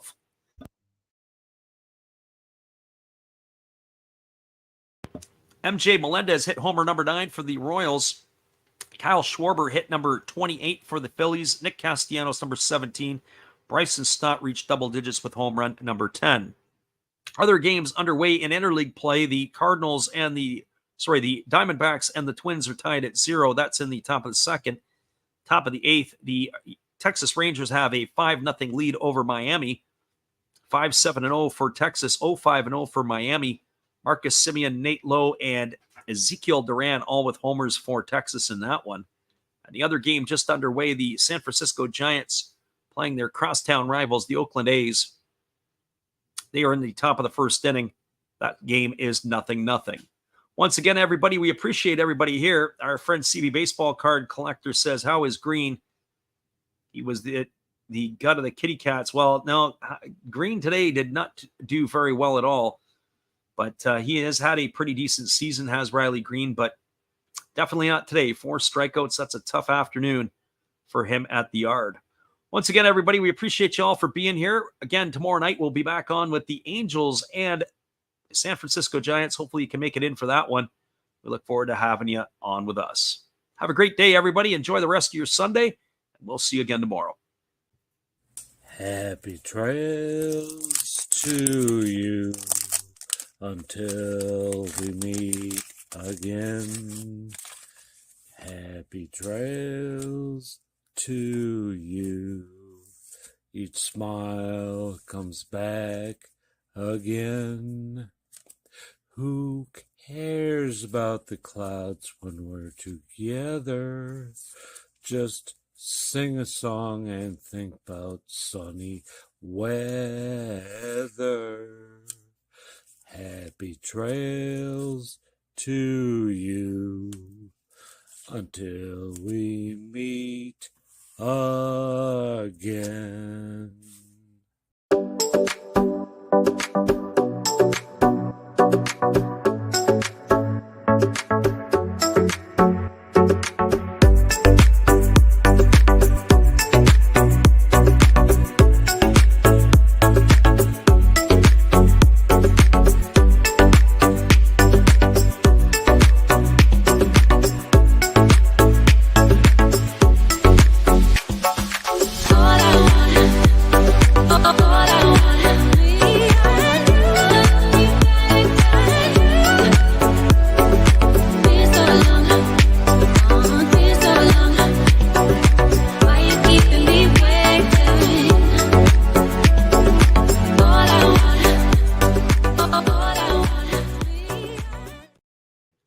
Have a great day, everybody. We'll see you again tomorrow night.